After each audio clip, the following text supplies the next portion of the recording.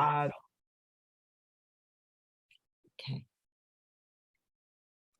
We will begin with Dr. Christina Carlson. I saw you on the line. Yes, Dr. I'm here. Carlson, great to see you. Hello. Thank you. Yeah. You may go ahead. Thank you. So as Chair Spalter just said, my name is Christina Carlson, and as you may be aware at this point, because I've been coming to these meetings for the last couple of months, I'm a resident and owner at 180 Van Cortlandt Park South, and I'm here to speak tonight again about the two large developments at the property which is immediately next door to mine, 160 Van Cortlandt Park South, which is the former Visitation Church site. As I understand it, the Tishman Spire development of roughly 350 unit residential building and the School Construction Authority's proposed 750 seat school are two different projects. And while I agree with the chair of the Land Use Committee that there should be a public hearing with both entities, I'm growing increasingly concerned that we are losing sight of the Tishman project, which as currently proposed would be 3 times the size of the school building. The Tishman project will have impacts on land use, on traffic, on sanitation, on stormwater management, on the delivery of goods and services, on community resources, public safety, etc., and so on. And as I've said before to this body, we in the neighborhood are not opposed to affordable housing or a school. Far from it. We would like to see that property developed responsibly and well. However, it is important to learn about and discuss the operational design of these proposals in order to mitigate their impacts on this community. So tonight, Chair Spalter, I'm asking you whether you will commit to hold a public meeting on the Tishman project on or before December 5th, which is the date of the next land use meeting. And in addition, will you commit tonight to invite the SCA, School Construction Authority, in writing as a guest and a speaker at that Tishman meeting? Thank you. I await your answer.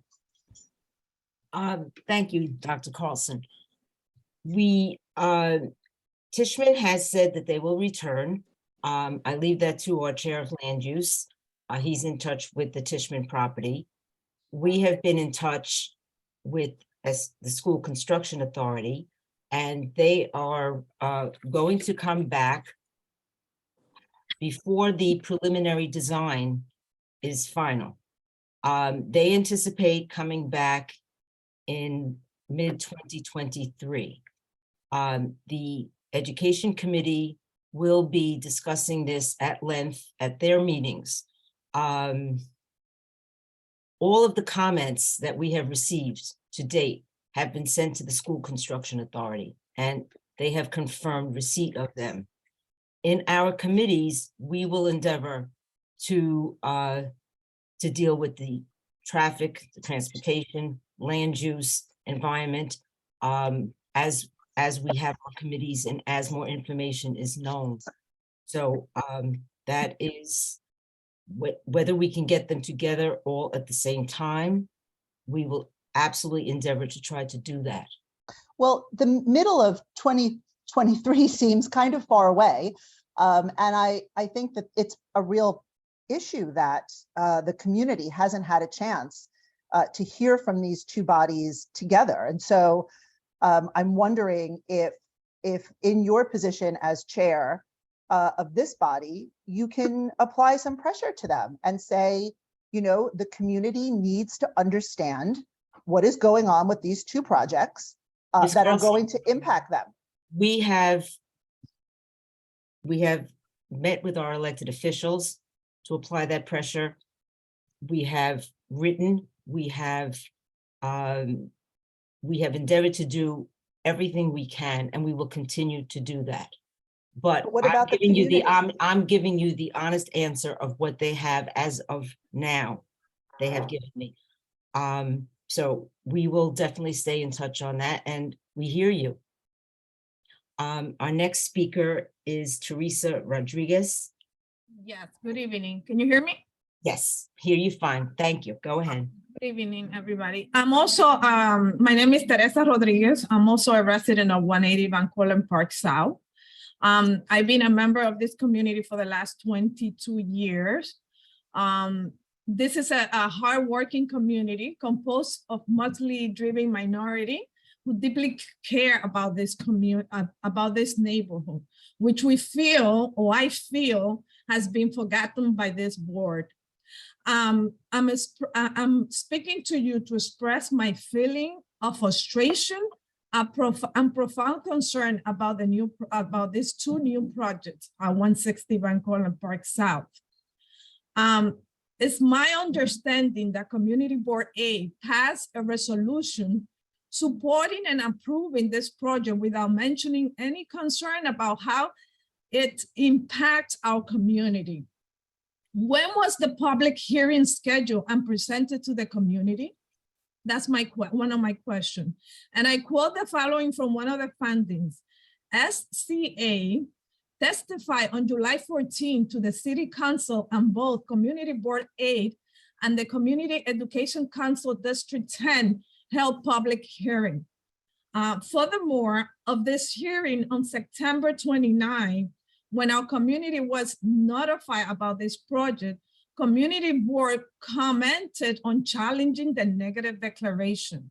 I would like to know, how can we challenge this negative declaration, which was already approved by you? I have, as Christina mentioned, we have a couple of a lot of issues to address. The existing condition that we have with traffic, flooring, environment issue at this moment, the pedestrian parking issue. What action the Community Board 8 take after the 9/29 public hearing? What are you planning to do? When are Teachman and SCA both doing presentation at the same time to our community, so we could understand the multiple impacts that it's going to be affecting our community? When are we going to be able to see the specific of this design? Not in 2023 when it's late. And we are very concerned about health issue, pollution, air quality, our quality of life.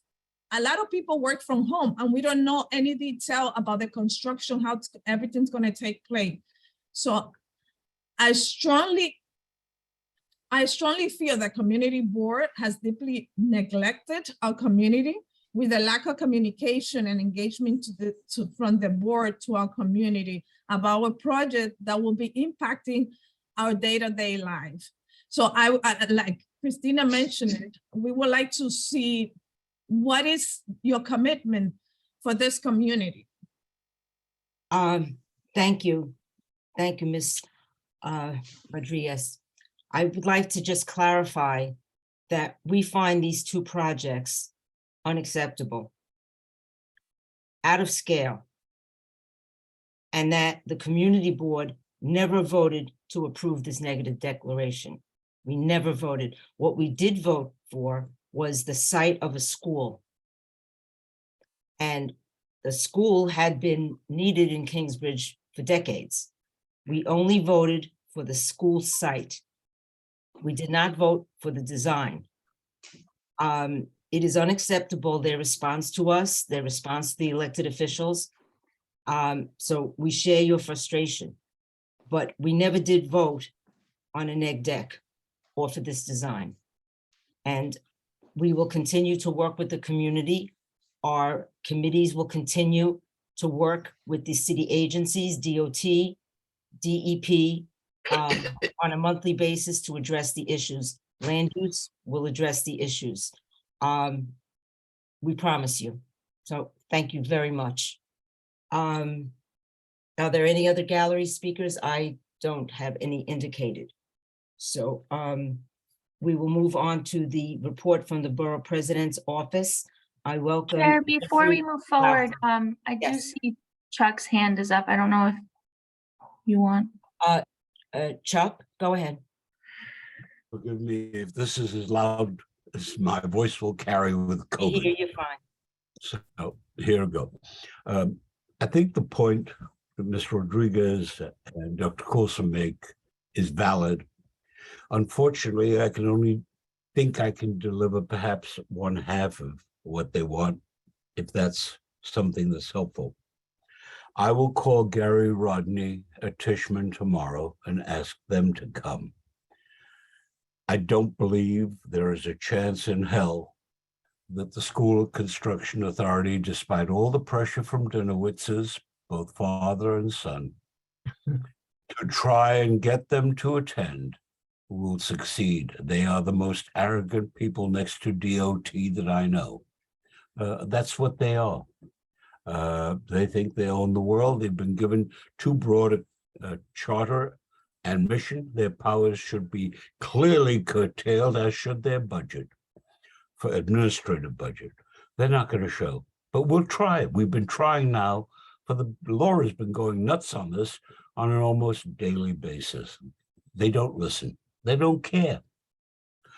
So what I will do, unless you folks, the two of you who have made this point now, let me know or let the office know by tomorrow morning, I will call Gary Rodney and try and get him and Tishman in.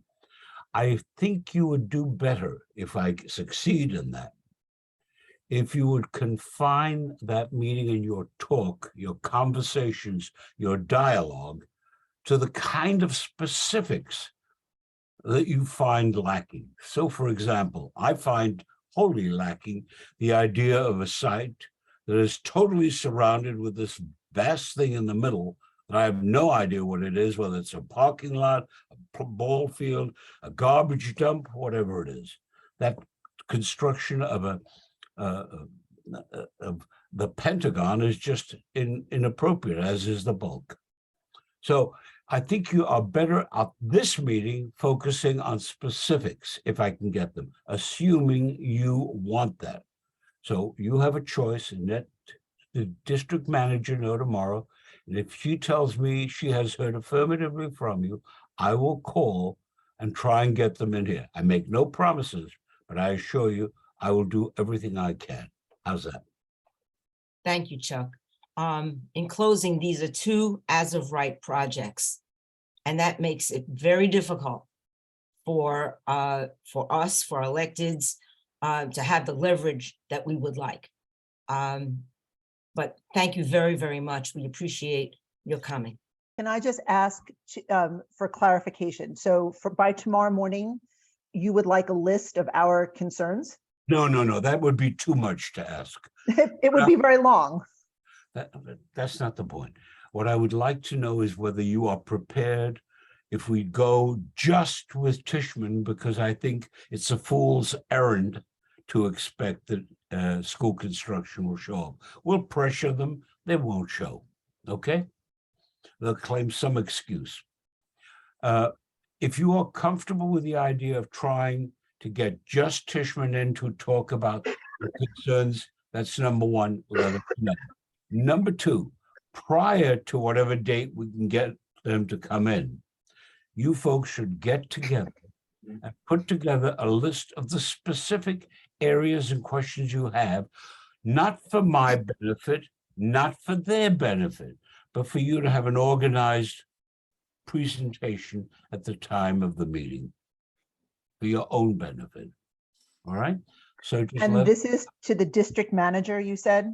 Yes, please. She's on there. She's the lovely lady immediately to your left, or one over to your left. Okay, thank you. Now, report from the Borough President's Office, Jeffrey Laffer. Hey, good evening, everyone. Excuse me. Good evening, everyone. On behalf of Bronx Borough President Vanessa L. Gibson, I just wanted to wish everyone a happy Veterans Day for those that serve or those that had family members that served.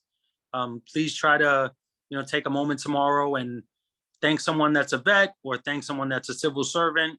That it'll go a long way. I also wanted to let people know that this coming Tuesday, the Borough President is hosting a Puerto Rican Heritage event.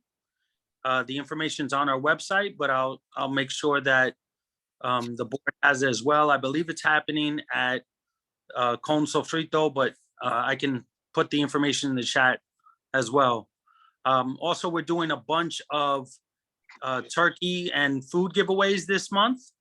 If anybody knows of someone in need, please get that information to our office. There's no guarantees, but we're trying to spread them out throughout the Bronx.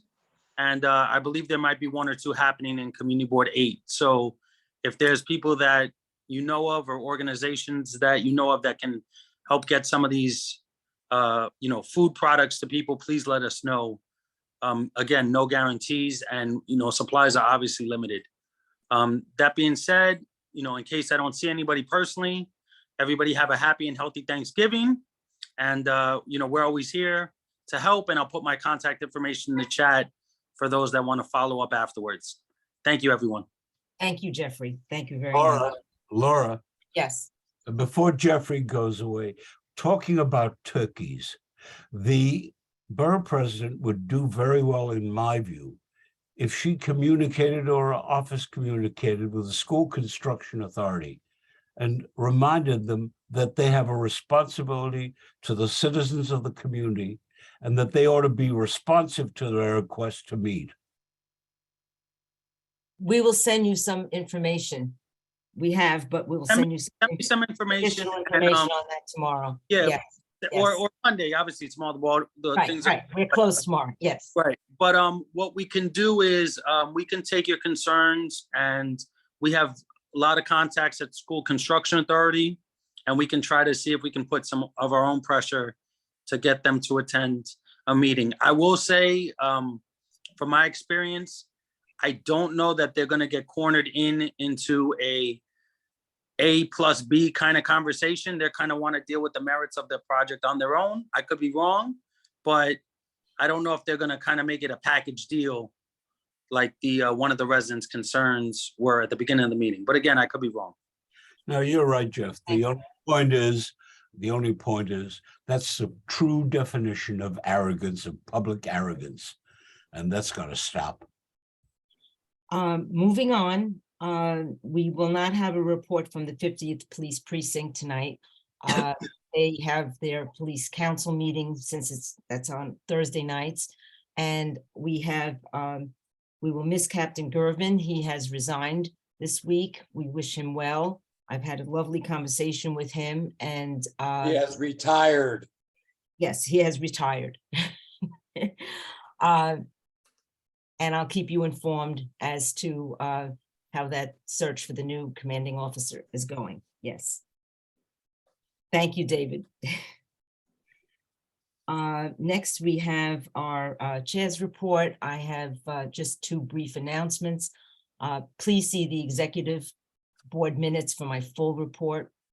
Last Sunday, our Veterans Committee and the Van Cortlandt Park Alliance sponsored a wonderful Veterans Day ceremony in Van Cortlandt Park's Memorial Grove. Special thanks to Sergio Villaverde for organizing such a meaningful ceremony for the community. It was well attended. I want to thank Bob Bender, Julia Gomez, Scott Croppinger, David Gelman, Deb Travis, and Chris Calhoun for giving their support. That's my first announcement. Next, yesterday, I had the honor of testifying at the hearing regarding the acquisition of the CSX Railroad right-of-way by the City of New York. Our board has advocated for this for decades. Now, this makes possible the new park and greenway between Van Cortlandt Park South and West 230th Street and the daylighting of Tibbetts Brook. So it's a real milestone. And that is my report. I'd like to, next we have our treasurer's report.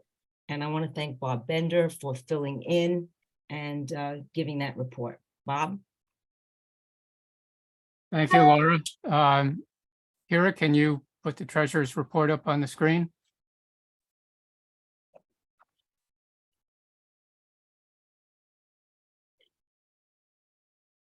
So last month when I gave this report, I said that there had been no update from September, largely because OMB was busy with budget consultations.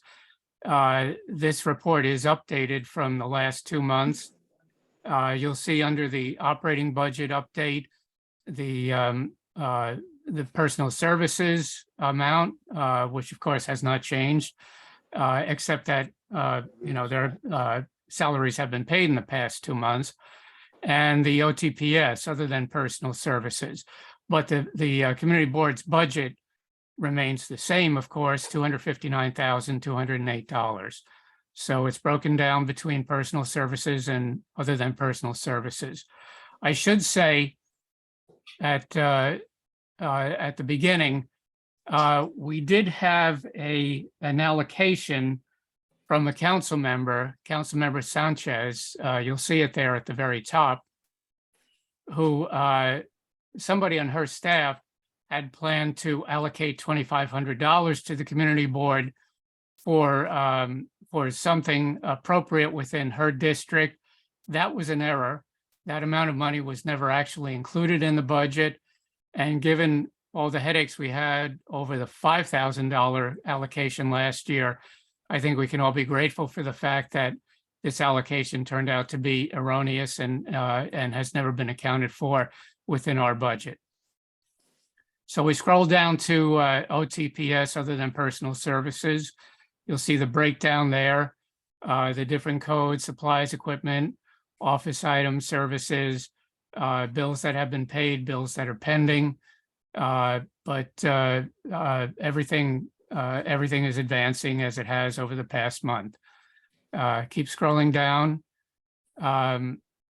This is $3,097 that is encumbered. And if you go down just a little bit more, Kira, we'll see that the $3,097 that's encumbered, that's money that has already been committed, but the checks haven't gone through, or whatever the precise wording of that it should be. But there's the $3,097. And again, you'll see that it's spread out over several different codes in the other than personal services. And then we get down to the rent and energy information, which, as you know by now, is done by the city and not by the community board. They pay the rent, they pay the utilities for the community board. So that's the updated report, treasurer's report. And I'm grateful for the fact that I will not be doing this any further. Thank you. Thank you So so much, I see Bob. we have some questions. Camelia? Yes, thank you, Bo. Just to hopefully put this $5,000 matter to rest, in the minutes of the previous board meeting, the statement from Laura is that the 2 trees are in front of the post office on Broadway. I happened to drive today. The opposite says, though, I mean, there are 2 trees. One of them doesn't look so new. The other one looks dying, but potentially new. But my issue here is that is not Marble Hill. Marble Hill starts across the street on the other side.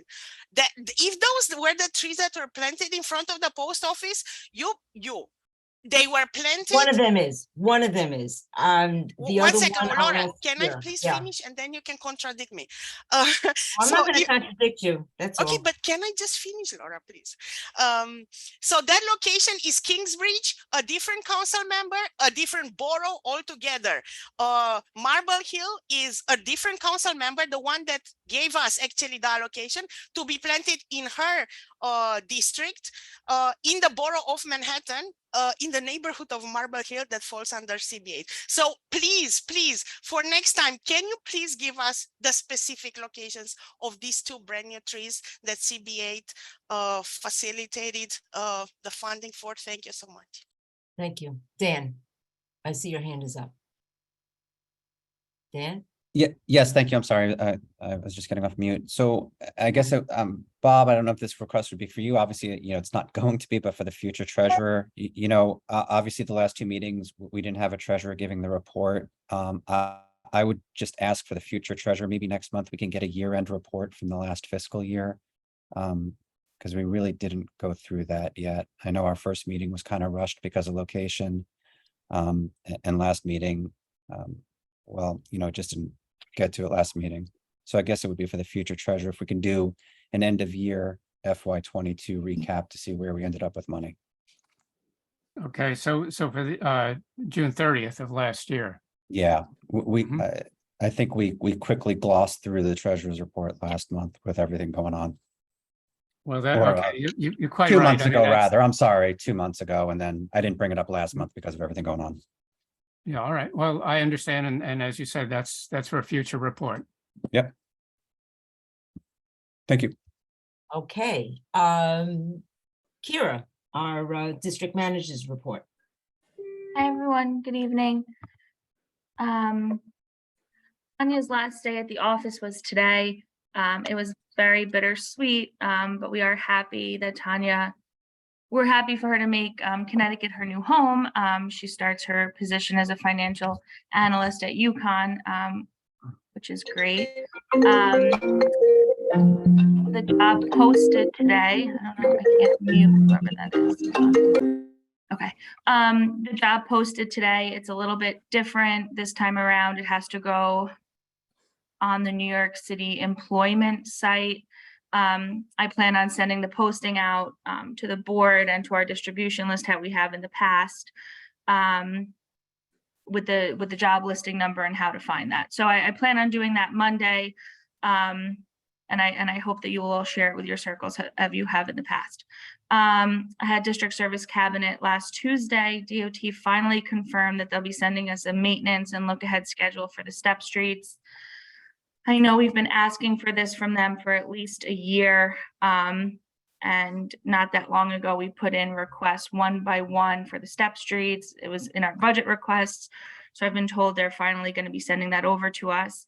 We were just informed tonight that there's some more illegally parked tractor trailers in the district. So I'll be in touch with the 50th precinct and sanitation regarding this ongoing issue. They responded pretty quickly before, so I'm hoping we can do that again. I had a call with Con Edison today regarding Hurricane Nicole. It's safe to trust that they have crews on standby for tomorrow night into Saturday for any weather-related emergencies. If there's any issues in your neck of the woods, please just let the office know. Flooding, power outages, whatever you guys may have, hopefully nothing. We just found out that the District 8 sanitation garage, which is right over our border on 9th Avenue, needs emergency repairs, and crews and equipment will be relocated across the Bronx. Obviously, this brings immediate concerns of service interruption and a slow plowing response. We're waiting more information from DSNY downtown, and I've been in touch with Laura and Camelia today. I'm going to be contacting the elected officials. I just wanted to put this out there because I do think, I do know they're expected to be moving in the next month or two, and we're going right into snow season.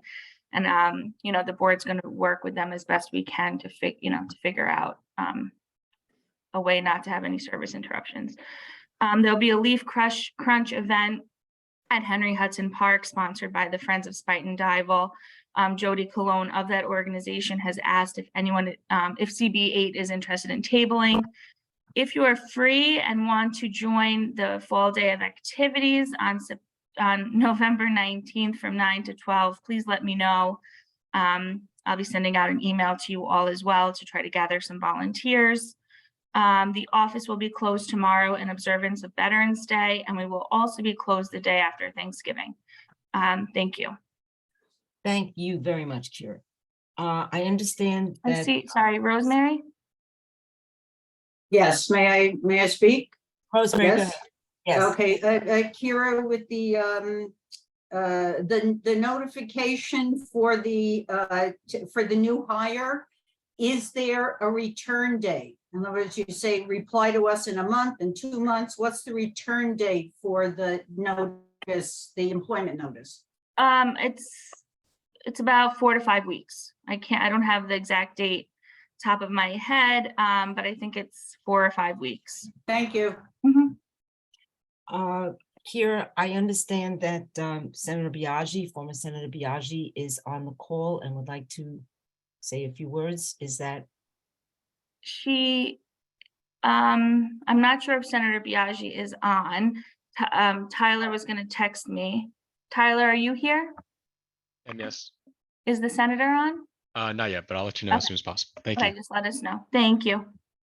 Laura May, have a quick question to Kira? Go ahead, Camille. Yeah, Kira, first, thank you so very much for updating the list of members on the website. Just to let you know, I do believe that at least one mistake is there. Osvaldo Jimenez is no longer member since probably, I think, April or May of last year. And also you may I suggest that you send an email to the office? It's really, this is what, it's out of I order. know, Laura, but for example, I want to know the list of members. I and get it. I get it. Yeah, but it if is it your could be job to have handled- it. It could be handled quickly in a call, in an email to the office. Okay. Greatly appreciate that. Thank you. Amelia, I'll give you a call and we can go over it. Okay, thank you. And I don't believe anyone is here from the New York City Department of City Planning. Is that? I don't believe. Okay, we'll circle back if that's, we'll have our roll call now while we're waiting. Is Senator Biaggi on the call yet? I don't believe Senator Biaggi is here, but Assemblyman Dinowitz is here. Okay, so great to see you, Assemblyman. Why don't you say a few words? Just a few. Just a few. Well, good luck on that. Hello, everybody. So I'm just going to mention a short list of things. I don't want to speak a lot on the visitation project because I have already, but I just want to say again how disheartening it is that this project has turned into something which many of us never contemplated. Several years ago, I put forth the idea of having a school there, and the size of that plot of land is the same exact size as what we have at PS 24. PS 24, we had a school building and all the facilities that go with it. And here they are proposing to put a little teeny weeny school on the side of the project and then have this enormous housing development. And I don't have a problem with housing, but I do have a problem with the number of units. You know, we do need housing in this city, and we need it in every corner of the city, but this mad rush to build unlimited housing everywhere you can, to the point where they favor putting in tiny apartments, either studios or one bedrooms, which generally don't serve families, I think is really misguided policy. And as long as this proposal is so large, it really makes no sense. And it's really unfortunate that SCA has not come before the board to explain why the school is such a small component. But there are three parties to this whole deal, and that is SCA, Tishman, and the Archdiocese. And it's very disappointing that this is the direction that they're going. So I just want to put that on the record again. And there's another project taking place on West 232nd Street between Irwin Avenue and Tibbet Avenue. It's on a tiny plot of land where there stood a single family home, which was demolished several years ago. And now the owner of the property, who's also the owner of the property where a charter school exists a block away on Collier Avenue, is going to be building an 8-story, not apartment building, which maybe would be okay, and I say maybe, but an 8-story charter school, 8-story school. It would be part of the charter school that's on 231st and Riverdale Avenue, which I think has a pretty good reputation, frankly. It's a high school, so this would be a middle school component. But what it would entail is approximately 250 or more kids coming into that very small side street every single day. And I know that the developer in the Riverdale Press, for those who read the Riverdale Press, said a week or so ago, oh, these are all going to be kids from the neighborhood, so they're not going to be bringing cars or buses or whatever to crowd the streets. Well, that's the same thing they said with respect to the charter school on Collier Avenue, that it's all going to be local kids, so it won't cause traffic. Well, either that was a lie or they were just misinformed, because it's a traffic nightmare every single day on Collier Avenue, and it extends into 231st Street, up the main artery in the whole community. So I'm very concerned about that. And I don't think anything good's going to come of this. And that's, again, not to disparage the school itself, but rather the location where this is proposed. It's a really horrible, horrible location. But once again, like almost everything else, it seems, is an as of right project. There's going to be on November 17th, which is next Thursday at 6:30 PM. I think it's on Zoom. I'm co-sponsoring, but it's sponsored by Councilman Eric Dinowitz. It's on an issue which has become very important to a number of people in our community, and it concerns coyotes. Yes, we have a coyote issue in our community, and I'm not making light of it because I've personally seen a coyote in Fieldston, in fact, but most of the reports and complaints we've gotten are actually from Long Palisade Avenue in that area. And they could be dangerous. I believe somebody's dog was killed by a coyote, and at least one person has reported seeing several coyotes together. You know, when you see one coyote, you know, like walk away, but if you see several, that's called a pack, and that could be very scary. So we're gonna have information on that. Our office is continuing its Thanksgiving and then its holiday food drive. So if you have food, cans, and other stuff, please bring it to our office. We donate the food to the Kingsbridge Heights Community Center and to the St. Francis of Rome Food Pantry, which is in the Wakefield portion of my district, not your district. And I also want to acknowledge and thank the community board, Sergio Villaverdi, Laura, and everybody else who continued the tradition of the past many years of honoring our veterans in Van Cortlandt Park this year. Once again, Herb Barrett was there again, but he's no longer able to coordinate the event. But it was really a nice event. And the rain, so what? It was still a nice event. And the last thing I want to say is thank you, because as you know, the other day was election day and I did pretty well. In fact, I did great, but it wouldn't have happened but the people who came out and voted.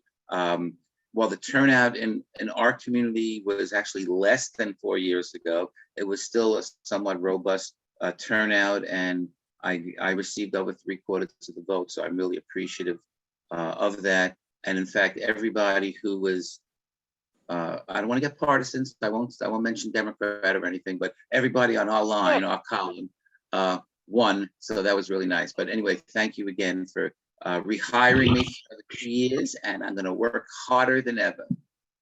That's Congratulations. it. Thank you. Thank you for all you do. Okay, Rob, I think we're ready for a roll call, attendance. Okay, here we go. Sylvia Alexander, Present. Constance Barnes Watson, Present. Bob Bender, Here. Kelly Buford, Present. Chris Calhoun, Here. Lee Chong, Here. Sebastian Chitolapoli is not, I don't think. Lisa Daub, Present. Ingrid is not, Margaret is not, Margaret Donato, Present. Moses. Isemni? Present. I saw him. Bob Panuzzi.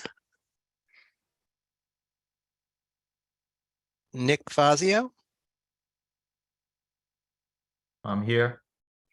Steve Fruit, Here. David Gelman, Present. Rosemary Ginty, Here. Julia Gomez is not, Edward Green, Present. Rashida Hilliard, Present. Rob Chakowski, Myra Joyce, Present. Bob Kaplan, Scott Krompinger, Present. Rita Proctor Lowe, Present. Charles Merdler,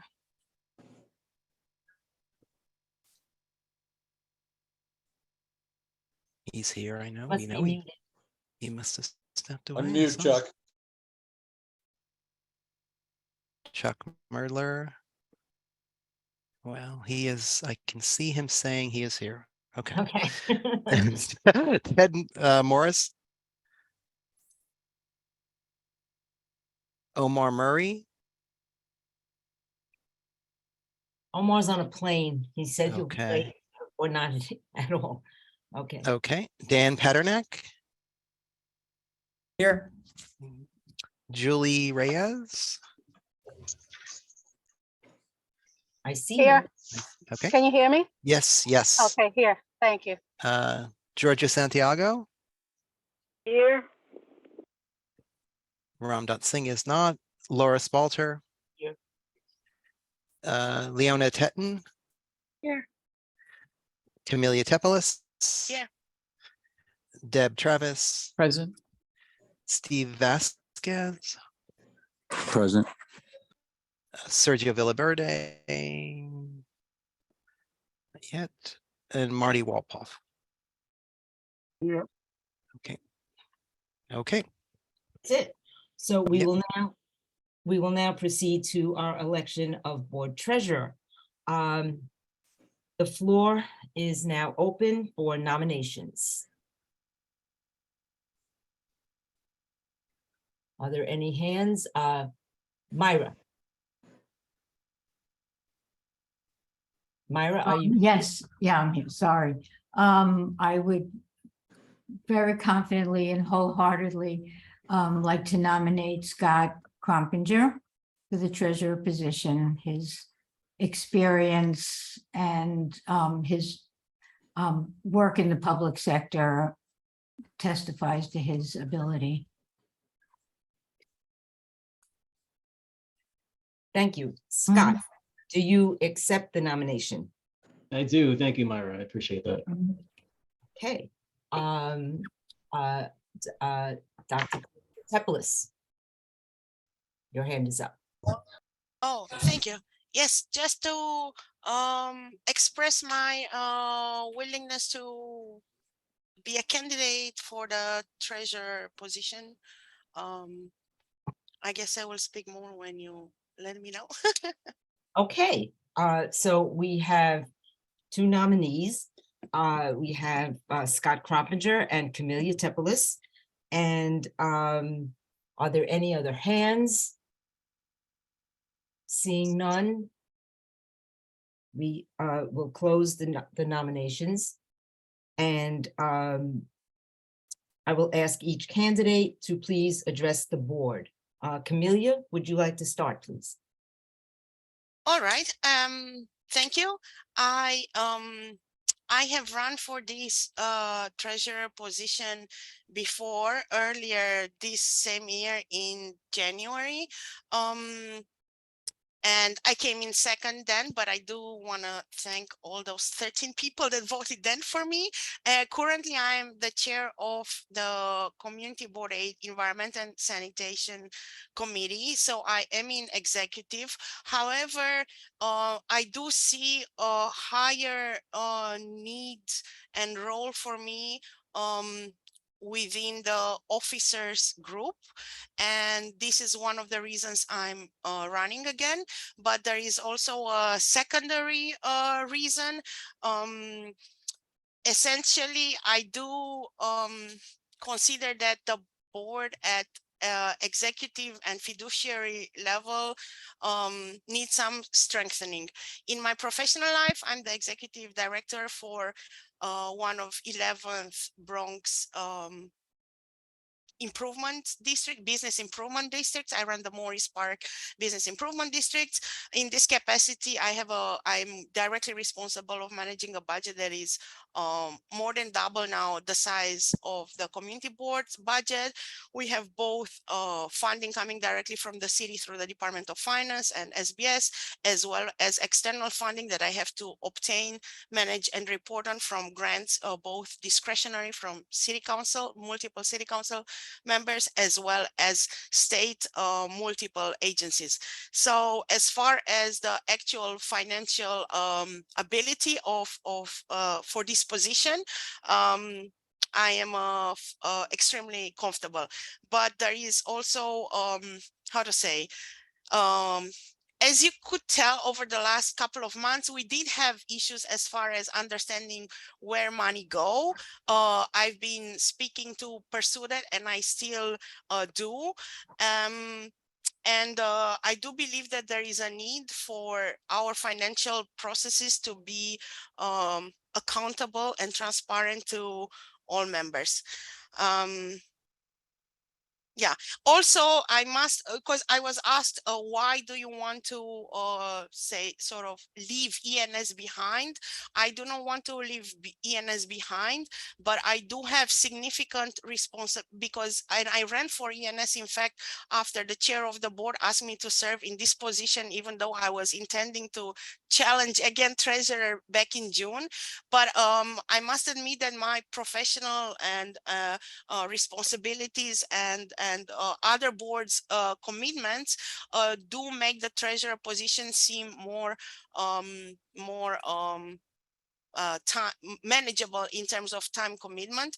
But I will definitely, of course, keep my commitment to ENS in case I'm not elected for the treasurer position, that I will keep my eyes on in the future as well. Again, I do feel that the matters of accountability and fiduciary level responsibilities need to be strengthened in the board. And I do count things. For example, 3 months into this current fiscal years, there are at least 5 discrepancies that I have noticed just in the roll call compared to what is on the website. And I'm not saying I love the staff. As ENS, I understood how much the staff is working, but again, it's a matter of fiduciaries and executive committee oversight over the way the community board is presenting itself to the public. I had to say, I had to ask in exec to have the committees listed, to have the full membership listed. This is a matter of transparency and our duty to be transparent and clear to the people we are serving in CB8. So yeah, I count things. Thank you. Thank you, Camelia. Thank you. Scott? Yes, thank you, Madam Chair. Hello, everybody. My name is Scott Croppinger. I'm currently a member of the Public Safety and Parks and Recreation Committees, and I happily accept again the nomination to run as treasurer for Community Board 8. Just to briefly give my background, although I'm a new member to the Community Board, public service is not new to me.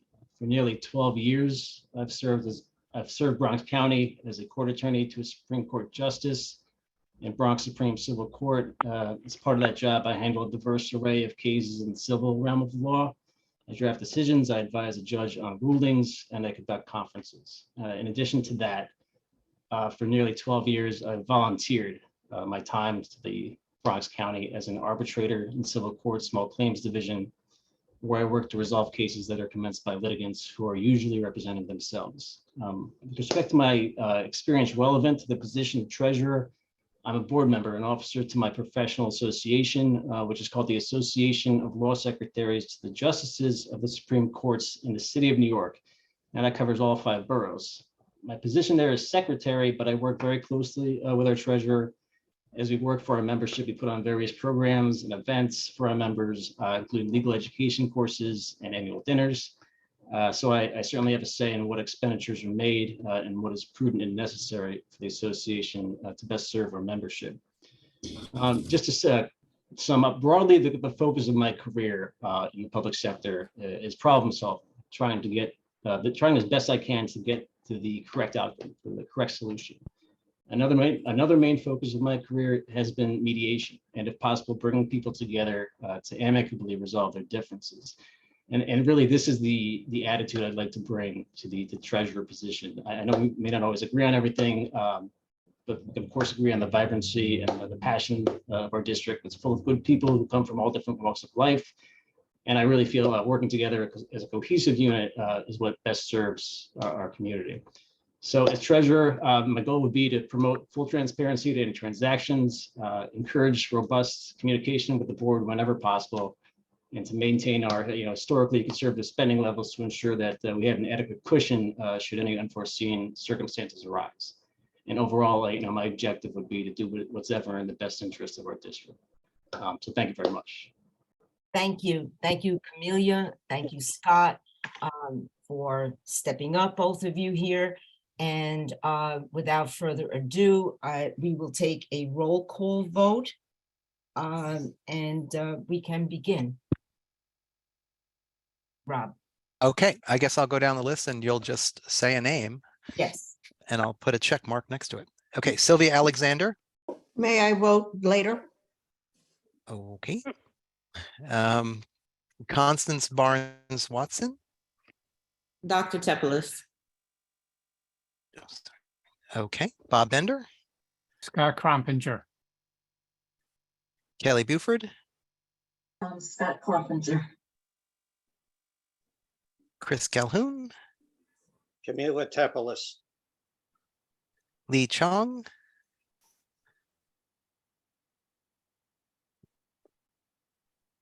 Lee Chong, Scott. Sebastian Chitalapoli is not here. Lisa Daub, Scott. Ingrid De Leon is not here. Margaret Della is not here. Margaret Donato, Scott.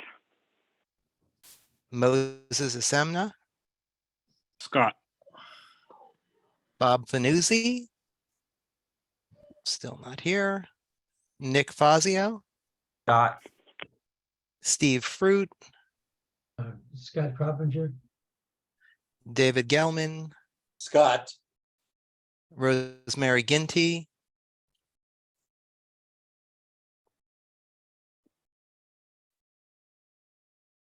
are you on mute, Rosemary? I apologize. Camelia, sorry. Okay. Julia Gomez is not here. Ed Green, Scott. Rashida Hilliard, Camelia Tepelis. okay. Rob Jaglowski, Scott Coppinger, Myra Joyce, Scott, Bob Kaplan. Still not here. Scott Crompinger, Scott Croppinger. Rita Potterlow, Scott. Chuck Merdler,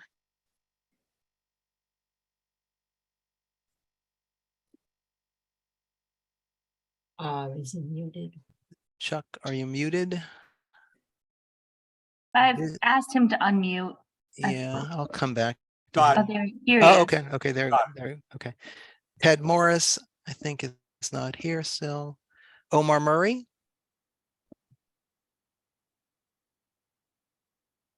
still not. Dan Paternak, Camelia, Julie Reyes, Camelia. Georgia Santiago, Scott.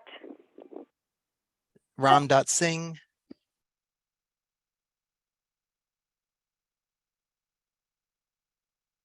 He was here briefly, but he's not here Yeah. anymore. okay, yeah, he arrived late. He's traveling, so I oh, think okay, he so said he's he in might it. have bad connection. In and out, okay. Laura Spalter, Scott.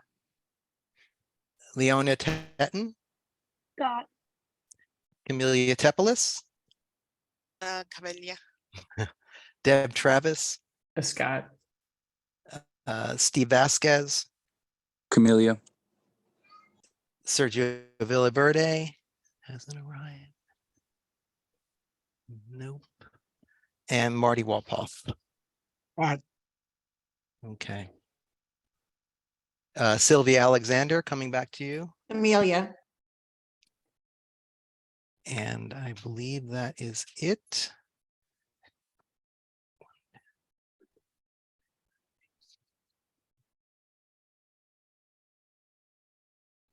$20 for Scott.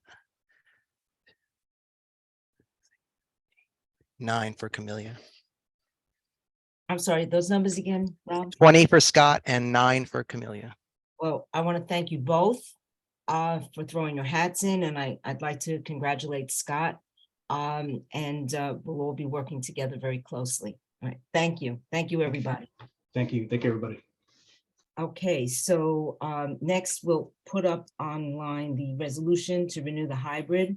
That's on our agenda next.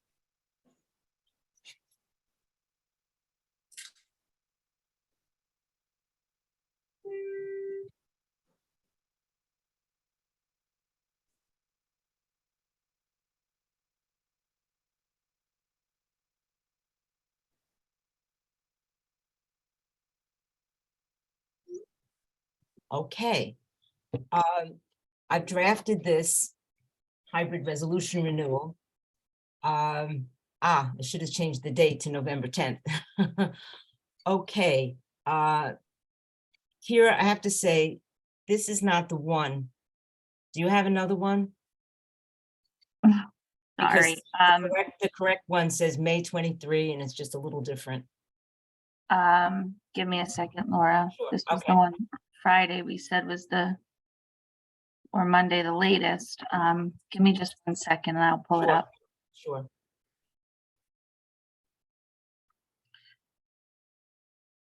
I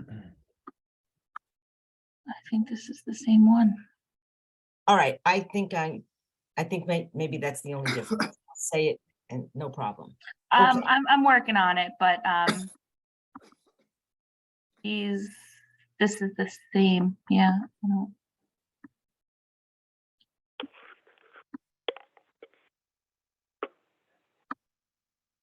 Not a problem. If you can't find it, I mean, it's. Let's try this one. I don't know. Any better? I have to see the whole thing. If you scroll down to the bottom. No, that's all right. I'll say, Sorry about that. This that's is all like right. That's all right. So many versions. Oh my God, hold on. I was out a good portion of last week, so trying to track down all these versions was my struggle. No worries. Okay, so this resolution is because the resolution we passed on May 10th said that we had to review it in 6 months to see whether we wanted to renew our vote to retain the hybrid model. And so this resolution actually goes, it's the sister to the original May resolution that had a lot of the nuts and bolts, which I didn't repeat here. But I will read this resolution. Whereas on May 10th, 2022, Bronx Community Board 8 passed a resolution in accordance with New York State's open meetings law that authorizes Bronx Community Board 8 and its committees to adopt the hybrid model at their discretion in order to promote public participation via virtual meetings. And whereas a condition stated that this resolution be reviewed by the board after 6 months, and whereas under state law, the hybrid model requires that board members must attend meetings in person unless qualifying for an exemption under extraordinary circumstances. And whereas the Laws, Rules, and Ethics Committee and officers are engaged in establishing criteria and process for members seeking to utilize this exemption. And whereas while the board has experienced success in using the hybrid model from our office, the ability to fully implement the hybrid model has been hampered in outside venues by inadequate technology, Wi-Fi, and lack of technical support. And whereas to date, implementation and feedback regarding the hybrid model has been extremely limited due to the Mayor's Emergency Executive Order number 210 that permits community board meetings to continue to be held 100% remotely on a month-to-month basis. Therefore, be it resolved that Bronx Community Board 8 renews its May 10th, 2022 resolution extending our adoption of the hybrid model with the condition that the resolution be reviewed in 6 months by a vote of the board to take place in June 2023. We have had a mixed bag. We've had some success and some, difficulties, but truthfully, once the mayor kicked in with this emergency order under which we're operating tonight, we haven't really had the opportunity to see what our, success and failures really are. We just, I believe, need more time. It's a noble endeavor. That's why we voted for it to begin with. And in my view, we should extend it. Now I'm open to discussion. Here is the resolution. Any questions, any comments? I see Rosemary's hand up and then David. Rosemary. Thank you, Madam Chair. One question. I am actually focusing on the third whereas clause that talks about, without using the words, the different processes by which the board will handle exemptions, et cetera, et cetera. I understand that will come up, or a discussion on that will come up later in the meeting. I have one question. Is this board going to be able, will we be voting on those process elements? Well, this is going to go back to LRE, the procedures and the nuts and bolts for extraordinary circumstances. There's going to be a lot more discussion. And Marty has sent around a draft. Thank you, Dan. Thank you, Steve Fruit. And so this all is being discussed. As we said at exec, Rosemary, it's my understanding that this is not going to be voted on by the full board. Okay, that's the answer then. Thank you. It will not be voted on. Okay. David. Yeah, just a small change to the be it resolved, because I think there's a very good chance that we are going to have to go into that mode in the next 2 to 4 months. I would just simply say that the resolution be reviewed within 6 months for a board vote, no later than June 2023. Rather than mandating it be 6 months out. Friendly amendment, if you don't want to do it, that's fine. 6-1, you know, I think we're going to need time to see how it develops, but I'm perfectly happy to review it in March or April, or, you know, actually it's not June, it's May. Okay, that was one of the fixes. I don't have a problem with that. Within 6 months, I'm okay with that. Yeah, it includes what's already stated. Mhm. Within no later than. Right, within 6 months to take place no later than May 2023. That's fine. Okay. Okay, thank you. Steve. I just want to say, I think this is an excellent job for a moving target, this resolution. And basically, as I understand it, this is the first time I'm reading it.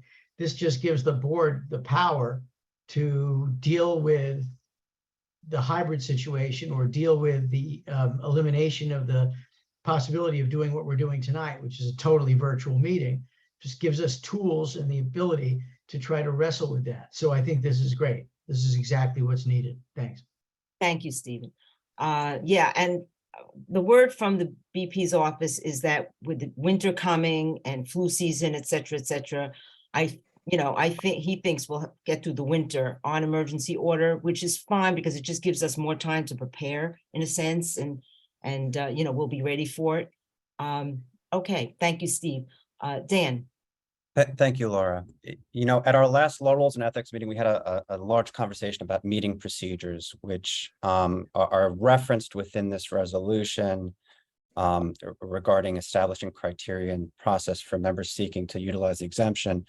And prior to that meeting was the first time that I really delved into the issue, since it was really raised in May, I guess, with the first resolution. But as we went through it, I went to the law to kind of figure out, what the authority was for us to operate on these meetings. So that way I can understand what it was that we were really going to be doing in LRE. And when I did that, I sent the law out to the members of LRE. And I also sent out, model guidelines, which were put out to the public by the Committee on Open Government. And it was those model guidelines that Steve and I really worked from and just kind of comported it to the board, and we just kind of inserted board aid in certain places along with certain language that Marty had put in regarding principles. And what I realized, in all that research, I'm in our discussion that night, is that we're still operating right now, or I should say this, from March 2020 until September, we were operating under the governor's executive order, which was established, way back when when COVID first started. And when that executive order expired in September, what we then started operating under was, the default, which is the open meetings law, except there was a change in the open meetings law last year by the legislature. And what the legislature did was they inserted a piece. It's Public Officers Law 103-A. And I apologize for all this background, but I will get to a punchline, I promise. They inserted 103-A. And 103-A is what we're actually operating under right now. And 103-A is a law that automatically sunsets in 2 years, in 2024. And what that basically sets out is that if a board wants to conduct a meeting through video conferencing, where one or more members can participate, in virtual capacity, then the local public body must meet certain criteria. We met the first one, obviously, which is what we did back in May, which was establish this resolution saying, hey, the board wants to do this. The second point of that criteria was the meeting procedures, which is, what we had discussed at LRE in last month's meeting. The third part of the law under 103-A was that everybody must attend the meeting in person unless there's extraordinary circumstances. And we got into that discussion at LRE as well. What happens further down in that law is that there is an exception, there's a carve out. And the carve out is in the event that the governor or the mayor of the city of New York in a jurisdiction that big declares a declaration or an emergency declaration, then under 103-A, the in-person requirement, the requirement that everybody be in person and the extraordinary circumstances, if there is an emergency declaration and the local public body states that, it's difficult or it would impede the ability to have an in-person meeting, then they can essentially waive that in-person requirement by doing those two things. The point of all of this is me coming back to the important part. In order to even do these meetings, we need to establish as a board those written procedures, which I think is the more important thing to get through tonight, even if it's just the bare bones Committee on Open Government resolution. So that way we can comply with 103-A. I don't think it's going to be perfect. I think it's definitely need for discussion and to go through different points. But I think it's vital for us to continue just to comply with that threshold requirement to pass that bare bones meeting procedures that Steve and I had put out. And we can come back and make it perfect later. With regards to the resolution in front of us, I know our board has a resolution saying we'll come back to it after 6 months. I think there's certain things within this resolution that can be tightened up just to make it a little bit more, I guess, accurate or within certain contexts. And for me, I think it's more important to pass the meeting procedures tonight than it is for us to pass this resolution. And I can't stress enough the importance of those meeting procedures because it's one of the requirements to have a meeting by video conferencing. And I'll leave it there. Thank you, Dan. Is there any more comments or discussion? Marty? Yes, I have, excuse me. I have the greatest respect for both Dan and Steve, who spent a great deal of their time. And I laugh saying that because they're both attorneys who work on the clock. And they spent a great deal of time dedicated to this. And I appreciate it. And I think the entire board should appreciate it. Or as Steve said to me last week, thanks for giving me a part-time job. Certainly was not the intent. My problem, I agree with Dan. I'm not going to argue with Dan. My problem is what I hoped to happen didn't happen. When I received on, was it Wednesday afternoon, about 3:30 p.m. from Dan, the documents, mostly of which he's referring to right now, I passed that, no, it's actually just the whole document. I passed that along to the board office with the hope that it would get to members of the executive committee in time for a full discussion on that Wednesday night. Unfortunately, that didn't happen. And I would say 99% of the executive committee didn't get this until after the meeting was over. A couple of them have responded, making some suggestions, some of which I think are good to think about, and we should incorporate it, and some of which I think may be in violation of the conflict of the open meetings law. So I don't want to be in a position to create something on the fly that board members who I'm willing to bet most of you have not read it yet, understand what it's about. The purpose is twofold, and maybe it shouldn't be twofold, but only onefold. The twofold is that it provides for what extraordinary circumstances are, how to apply to a chairperson of a committee or a chairperson of the board, how many people at any time can be in hybrid or can be under extenuating circumstances.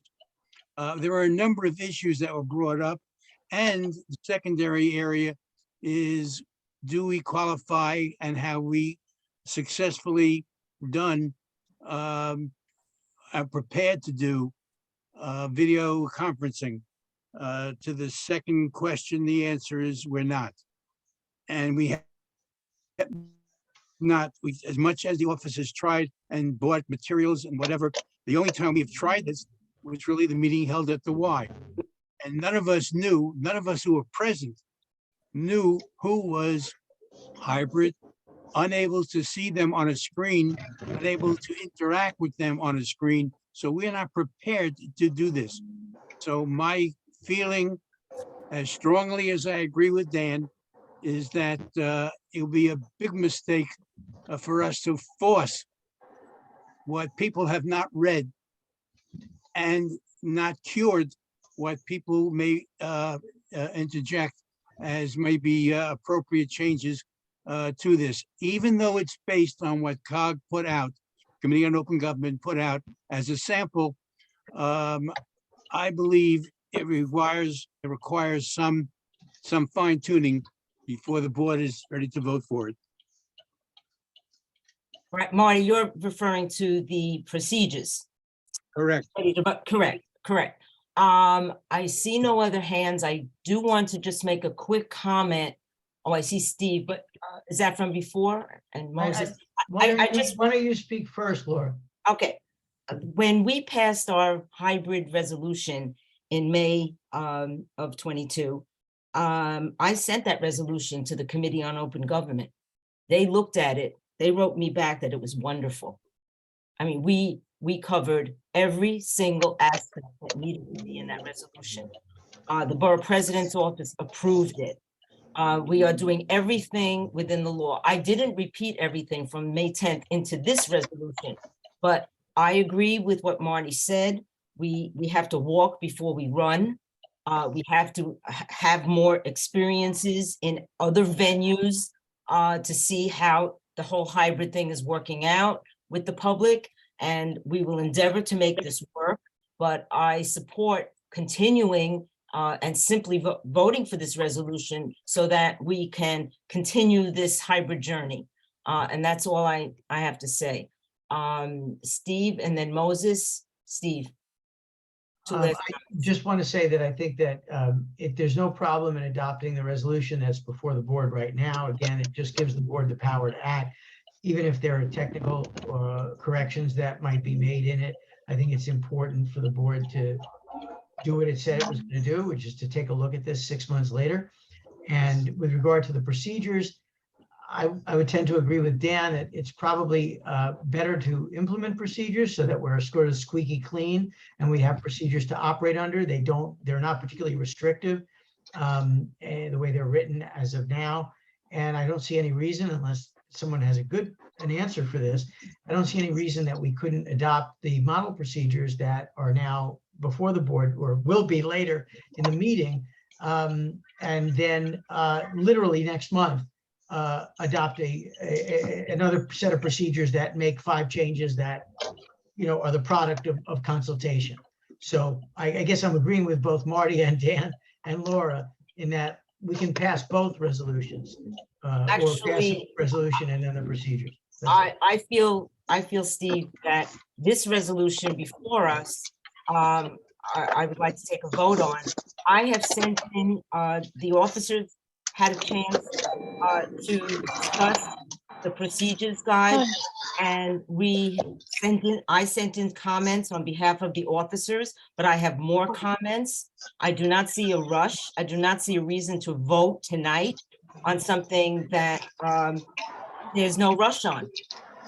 Yeah. So I feel that I'd like to call the, okay, we have. Just a point of information, Laura, if I may. And I'm not fighting your resolution. It's just a point The of other thing is this, information. the other thing is this, everybody. I'm The other thing is this. Julie, please mute. Okay, Yeah. we're really getting But she left it to sidetracked me. because. I don't know if it's a bag or an envelope. Julie, Hi, Laura, just a point of information on a matter that you had said, and just, I want to clarify this. The important part of the procedures, and maybe I'm not explaining it properly, the important part of adopting written procedures is so that we meet the criteria just to have a meeting like the one we're having tonight, even if it's bare bones. And I think Steve said it perfectly. Just let's do a bare bones written procedures so we're clean, and then come back to it and with whatever comments anybody has. But the importance is to comply with 103A. That's the importance of it. Thank you.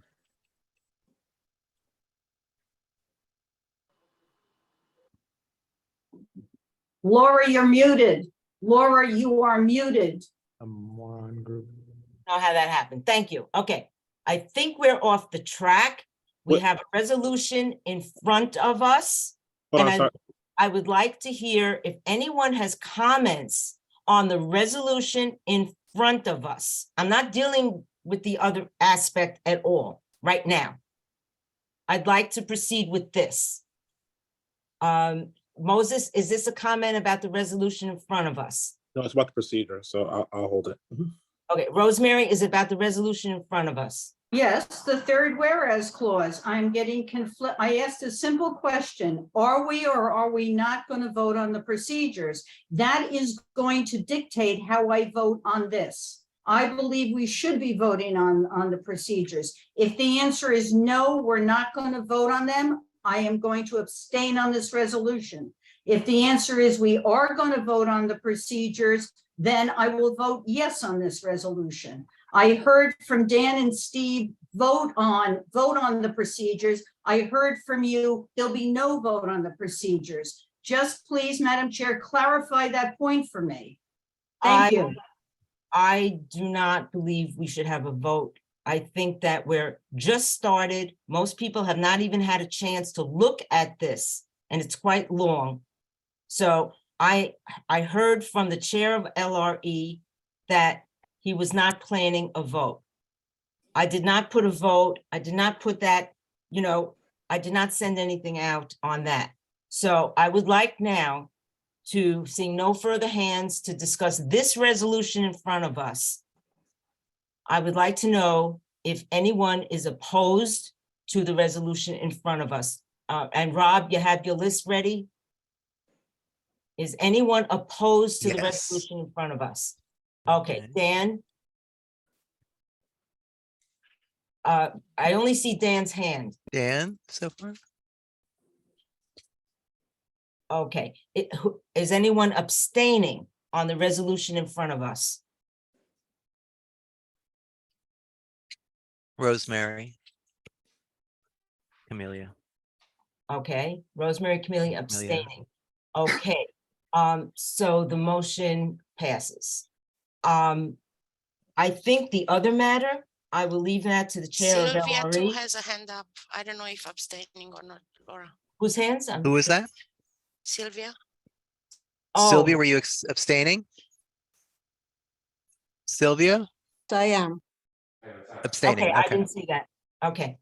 I have a clock right on my screen and sometimes it blocks things. It's annoying. Okay, now I see your hand, Sylvia. Okay, so we got the vote on that, Rob? Yep. I will leave the other matter to the chair of LRE at this juncture. I was not prepared to discuss that. Okay, we will now move on to committee reports. Traffic and transportation, Kelly. Laura, Moses' hand is up. I'm sorry, Moses, go right ahead. Yeah, thank you. Sorry, I just had a comment from earlier. I know we want to move it. Yes, leave it. go ahead. Leave it to the LRE chair to either bring it or not on the provision. But I did just want to highlight a thought that I think it might be helpful if in the research it found that we were technically not in compliance. If it's possible to edit the language that just explicitly calls for the ability to revise and adjust in the next meetings, then if it's a matter of just getting us clinical compliance, it might be worth at least having that set so that we don't have a second meeting that's not in compliance, right? And but we allow ourselves to have the ability to adjust it and evolve it, not just in theory, but actually explicitly written out in that resolution. So I would just want to share that might be a helpful path. Thank you, Moses.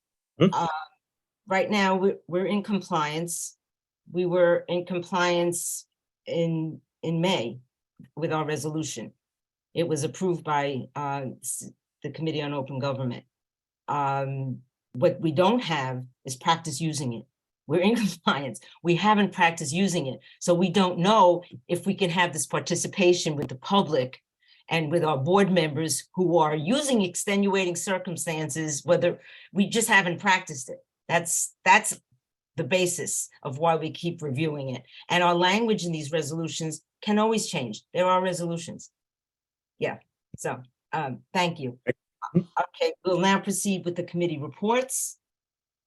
Okay, traffic and transportation, Kelly. Hi, good evening all. I refer everyone to the TNT minutes of the October 20th meeting. I also note that next week, November 17th, TNT will be holding a meeting. I encourage everyone to attend as the primary topic of discussion will be the introduction of the car share program in the district. And that's all I have. Thank you. All right, thank you. And moving on to youth, Leona is presenting on that in Julia's absence. Yeah, there was no meeting in October. Our November meeting will be Monday, November 21st at 7:30. We will have two speakers, Alexandra Betancourt from the Department of Youth and Community Development and Miguelina Camillo from Legal Mentorship Bridge for Bronx Youth. Hope to see you there. Thank you, Leona. Aging, Lisa. Thank you. Hi, everyone. Ageism is one of the committee's issues of focus this year, and bias towards older adults takes many forms and surfaces in many spaces and fields, and healthcare is one field where ageism presents itself. Our meeting this Monday at 4 o'clock will include a presentation and discussion on the intersection of ageism, race, and healthcare. So please join us if you can. Thank you. Thank you. Thank you, Lisa. Budget, David. Yes, thank you. Reminder, we are nearly halfway through fiscal year 2023. Our district manager, Kira, submitted our requests for fiscal year 2024 just last week, the end of October. I'll give you folks the rest of the year off, but just to remind you to put your thinking caps on and think of things that you as board members or members of the community might want to bring forth to your respective committees come this winter and spring as budget requests for fiscal year 2025. Thank you very much. Thank you. We have economic development, Nick Fazio. Hi, thank you. Good evening, everyone. Thank you, Madam Chair. Our last meeting was October 27th at Azili Luxury Hall at 5540 Broadway. Please refer to our minutes, although I do want to thank Ibel Torres and Ernesto Castillo of Azili Hall for hosting us and being very accommodating. The next meeting will be on December 6th, which is a Tuesday. So note the change in date and time since our regular November meeting falls on Thanksgiving. The location will be announced. Guests will include As always, local business owners. We also will have the director of Lehman College's Entrepreneurship Training Program, otherwise known as Blackstone Launchpad. Communitas Americas Entrepreneurship Program Director is going to try to join us as well. And we will have representatives from the Bronx Chamber of Commerce who also joined us in the October meeting.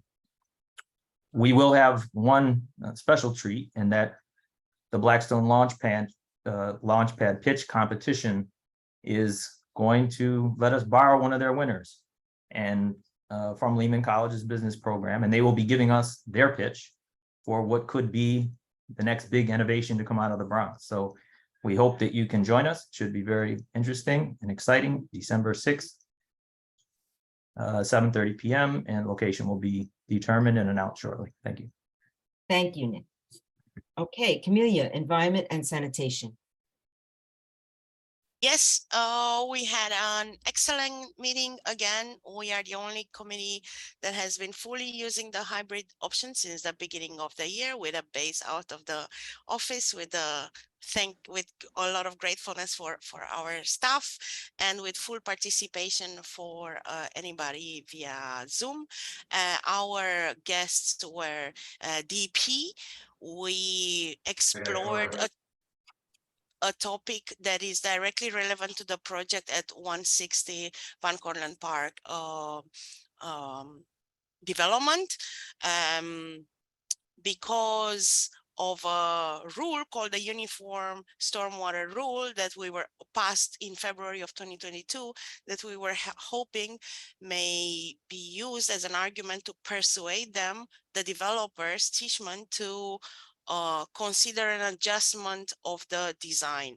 It was quite clear that due to the rule being very new, as well as DP not linking this with the zoning yet, this hope will not materialize in any single way. There are ways for construction to be literally lot to lot, as this project is, and ways for the architects and the construction developers to accommodate this rule in the current configuration, not allowing more open space that would permit additional natural drainage.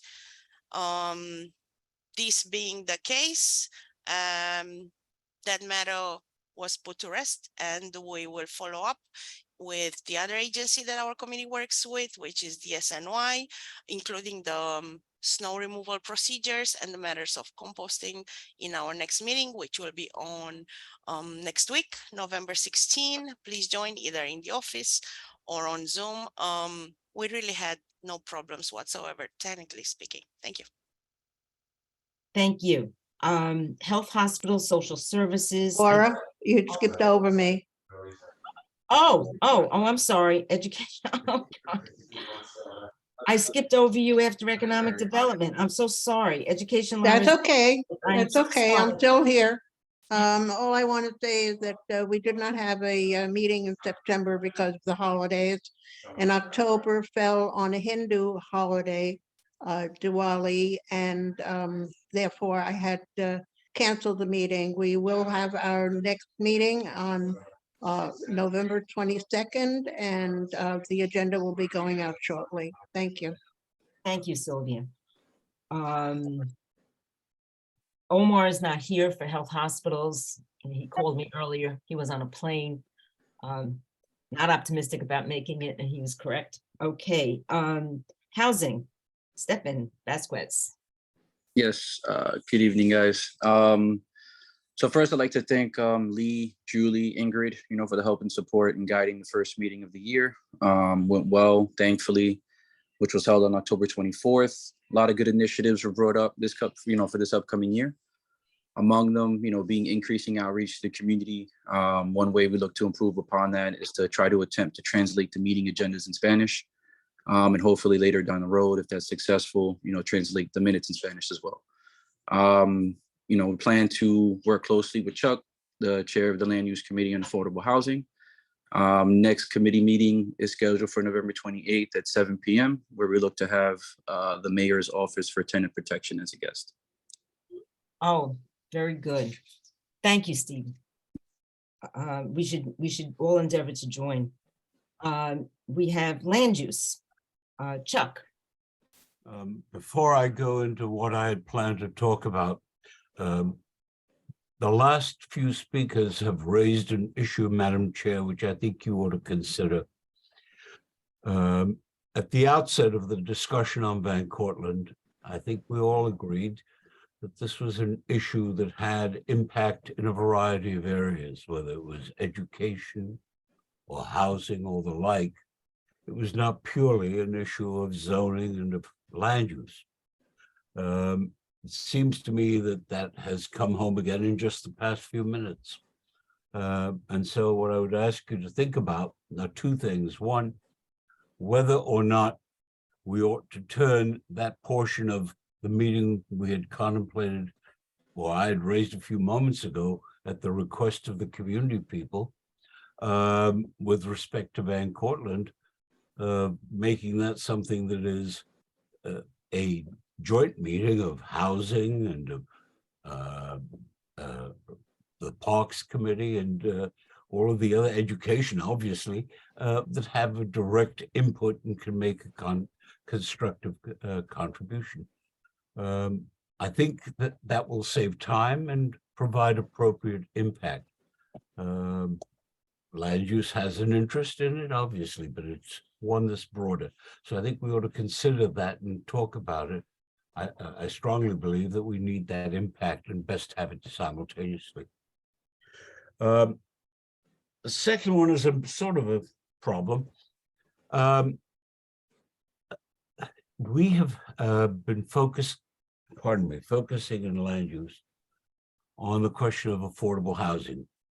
Respected members of the community and of the community board have long pressed, and rightfully so in my view, for the increase of affordable housing in the community. We need it. It's something that has a place for the community to take a role in. And it's an issue that impacts the entire city of New York, notwithstanding the fact that there are some 46,000 apartments that are unoccupied in the city of New York. There still are people who need affordable housing. And the interesting part of that is what I'm about to point out to you. It now is clear, after the information we obtained from the person who, in my view, is the single most qualified person to talk about affordable housing, Ted Weinstein, that much of what we have thought about and talked about in the terms of affordable housing is a misconception in terms of the real world. So, for example, you can have a building with just one of the 4 bands of affordability in it, one apartment in the building that has 2 people who make $32,000 to $53,000, and it's an affordable housing. Whereas all the rest of it will be people who are making in the range of $100,000 or more. And that has been the practice on a widespread basis throughout the city of New York. And so focusing and drilling down on issues like that, on issues of the fact that Ted also pointed out that there are throughout the city of New York public properties which make it an ideal site for true affordable housing for people who need it. I'm talking about people in either the first or second band, where there ought to be priorities in that area. Part of that problem comes from the fact that it is the current policy of the city of New York to mix the bands, to have as much mixture as you want, as long as you can get a negotiation with HPD that will allow that in various categories. I thought, therefore, we could deal, this is when we started down this road, we could deal with all of these issues and get to a point of having a vote on the underlying issues by December. That is not to be. At the same time, we've got to start moving on some of the issues like the ones I've just mentioned by December, because I believe we will get the first layering of issues concerning zoning coming in January. I have therefore advised Law, Rule, and Ethics in connection with another matter. I've had conversations with a variety of members of the board and with the Riverdale Press, so that there's total candor and disclosure, that I plan to reopen the membership, which was designed to keep it to people who could make a real contribution, like Lee Chung, who in my view is perhaps the second most qualified person in town to talk about affordable housing. And so what we will do is, starting at the end of the year, because it doesn't make a difference to me whether it's December or January, somebody's got to just notify the office if they're interested. I have told Lee, if she doesn't agree to join the committee, I will personally come and haunt her night and day. This is a lady that we are all indebted to, with more experience than any of us in this area. And we are blessed by having that kind of experience. So here's the program. In December, what we are going to try and do, and we have a limitation on time because of the Van Cortlandt situation, we're going to try and take up the three issues that so far we've had testimony on, and that can tell us some things, and as to which in absolute candor, I've done my homework and put together data, and I can then bounce it on others so that we can move forward with getting this done. The zoning issue is going to directly impact the affordable housing area and vice versa. My understanding is whether or not they're prepared to actually implement it as early as some have said is one matter, but once the discussion starts, we'll have the issue raised. To my knowledge, there have already been exploration of some sites in and around the community and questions in that regard. So we now have the December schedule set. We have one more issue I want to call to your attention. There is brewing a concern, which I don't know the answer to. I don't know all the facts even yet. Delafield, if you will recall, came to us some time back, and they wanted to do a variety of things in terms of going forward with the development and the like. We had a public hearing on this, and the public hearing brought out a variety of points, issues, and contentions, which we summarized, and we had a resolution on it. It is my understanding that city planning, without regard to what the community board took as a position, and without regard to the issues that rose at that meeting, we're just going to go ahead with the developers and do that stuff. I need to verify that, and I'd hope city planning would be here tonight. But if that is a real possibility, then we're going to have another one of those confrontations with city planning that seem to mark each and every year of the board in the past 10, 15 years. It's unfortunate. You know, forgive me for making a point that I have made previously and I think has to be clearly understood. Over the course of the past 8+ years, the views of community, whether it be community board or community organizations, has been less important to city government as it centralizes power, whether it be on issues of zoning, whether it be issues of planning, whether it be issues of transportation, whether it be any issue, homelessness and the like. Community is an obstacle. It's a burden. It took me 6 years at the MTA to get the MTA to agree to let people in the communities know that bus stops and busing and bus schedules would be changed. They'd let them know before it went into effect. In other words, the communities were told after it was in effect. 6 years it took. That same kind of arrogance has increased across the spectrum of the city administration. It's unfortunate, and I apologize for taking so long. That's my report, Madam Chair. Thank you. And thank you, Chuck, and everybody hears that come January, if I'm correct, the Land Use Committee will be open to the general board once more. And Thanks. so what I Very would good. like Thank to you. have, what I would like to have is those who are then interested, and I hope Lee's the first person in line, will put their names in to the district manager, and we can go ahead. All right, thank you. Very good. Okay, Marty, law, rules, and ethics. Laura, we have two hands up. Yeah, Oh, I'm sorry. I'm Before you mute. get to LRE, there's still a portion of the report from land use that has not come out. Oh, I'm sorry. Now that's an example of my arrogance. Marty, you were going to tell us about Riverdale Avenue. I Just apologize. the STAG group, we met with them on the 27th of October. We had a very amicable meeting. I am, among other things, I'm pleased the relationship between STAG and the condominium building next door. There are competing projects and they're working together.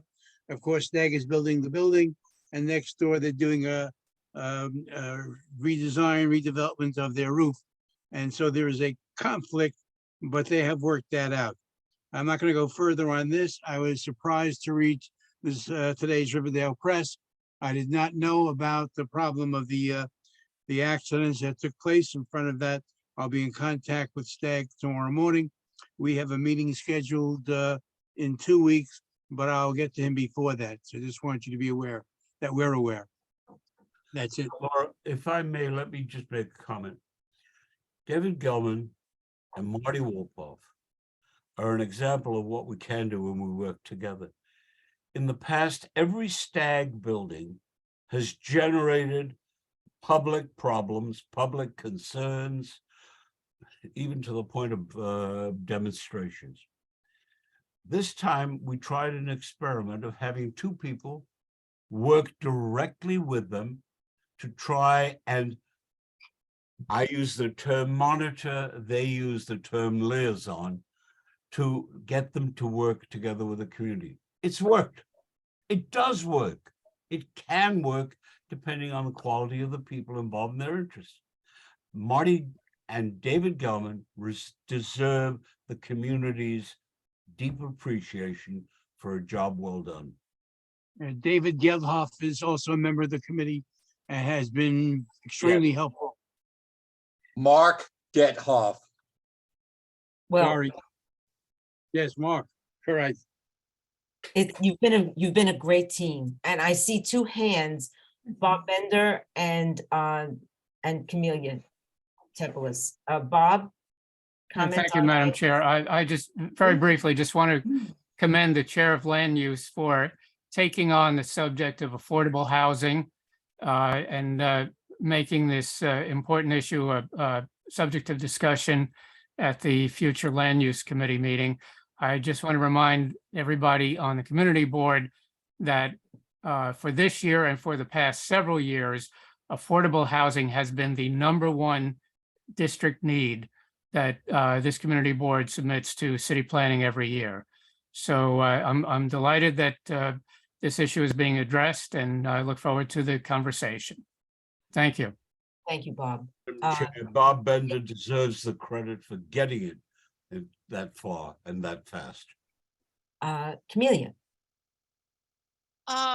Yes, thank you very much. I just wanted to have two quick clarifications. One, there is no November land use meeting, if that is correct.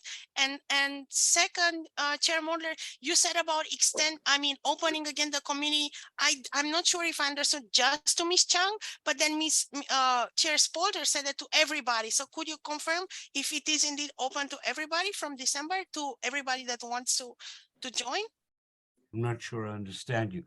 There was no November meeting. It was the first part I heard you talk about. There was no November meeting for two reasons. The first was there was nothing on the agenda except this discussion. And number two, I have COVID. I have a very, very bad case of COVID, and I couldn't be here on Monday. As a matter of fact, I spent 20 of the 24 hours asleep. So it's that was why we didn't have that meeting. The second thing when I say everybody, I mean within the board, not within the entire community. Okay, clarified? Thank you. Yep, within the board. Okay, no other hands. Marty, LRE, Laurel's Ethics. Yes, I will attempt to be as brief as possible. I brought up at the executive committee meeting last week a suggestion to all the board chairs and to Rob as our secretary for the board itself. And that is, our minutes are supposed to be a recording of actions taken, votes taken. They're not transcripts. And I gave examples of the Central Board of Education, the Community School Board when I was on it. Minutes are not to reflect, John said this, Mary said that, and then next month you misquoted me. So my recommendation to all chairs and people who do minutes is it's a recording of what took place. We have a videotape if people want further than that. Second, I brought up at the LRE meeting, there was not enough time for discussion. It will come up, it's the item of the importance on our next meeting, the question of civility. I frankly, as one, I'm not the only one who was upset with the conversations that took place or try to take place at the last meeting. Chuck's suggestion that the meeting be adjourned, I think served its purpose, and that was we were all forced to refocus for a while, and it wasn't quite as bad after the vote was taken as before, and I think this needs to be addressed. Third, and next to last, and the last is the most important one. Third is this question of guidelines or procedures. I believe, and now I'm confused after earlier, if you all received copies of the procedures that were looked at and suggested by Dan and Steve and passed on by me with some comment, but I'm not prepared to ask for a vote. If someone wants to call the question, that's within their prerogative and we'll vote. But I do not believe, I'd like to believe the opposite, but I would tend to believe that people have not had the opportunity to read, understand, and agree to it.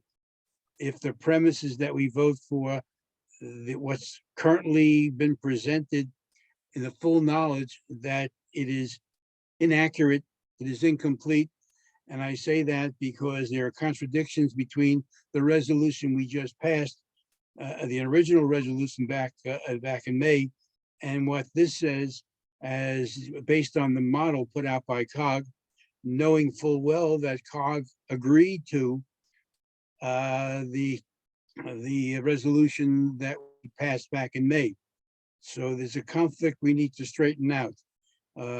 It's important to me that you know that every committee chair should have looked at this, and board members should look at this as to who qualifies for extraordinary circumstances, how many people qualify for circumstances, and things of that nature.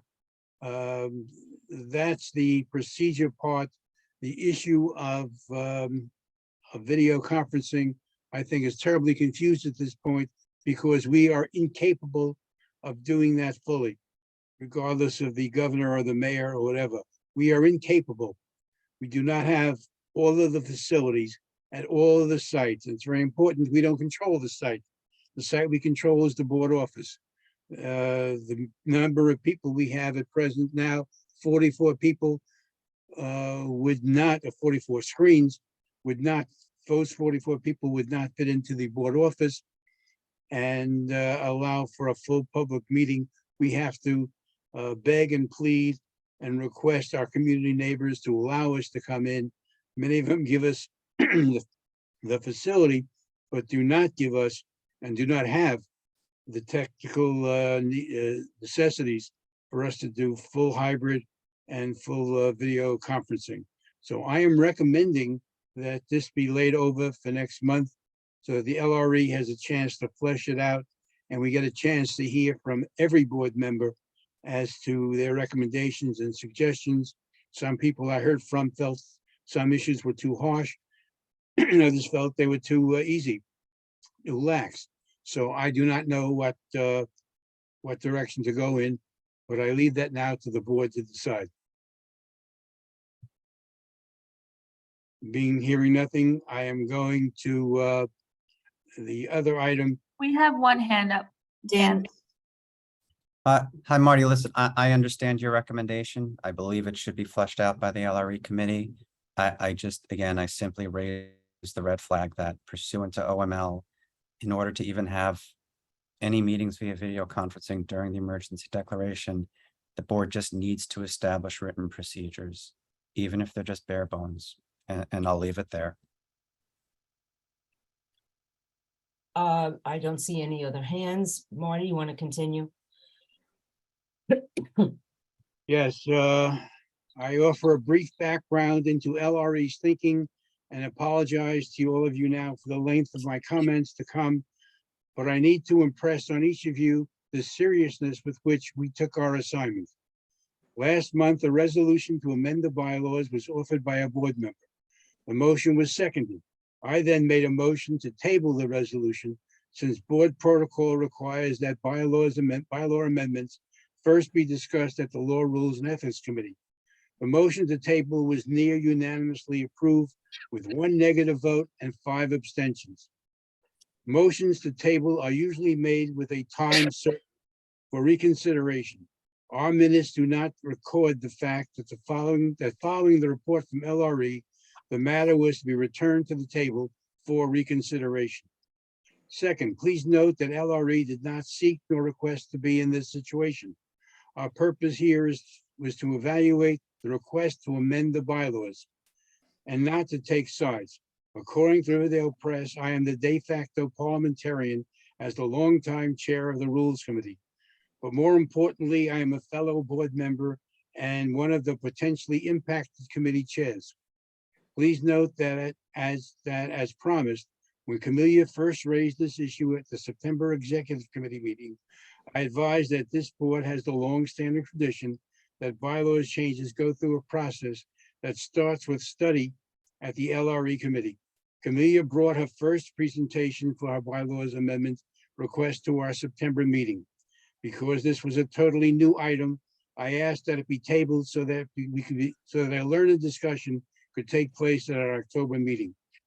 Camelia was given the opportunity to present her position. A calendar was laid out, and LRE has assiduously held to that schedule. Camelia indicated that she planned to revise the wording of her resolution. Third, every June, the board elects officers and the chairs of our various committees. People become chairs because they have demonstrated strength or interest in a particular committee's area of concern. Chairs are given the task of addressing the board's or community's concerns in their content area. At no time in its history has the board ever dictated how a chair was to function or who must or must not be on their committee. Short of the need to obtain community board approval for any actions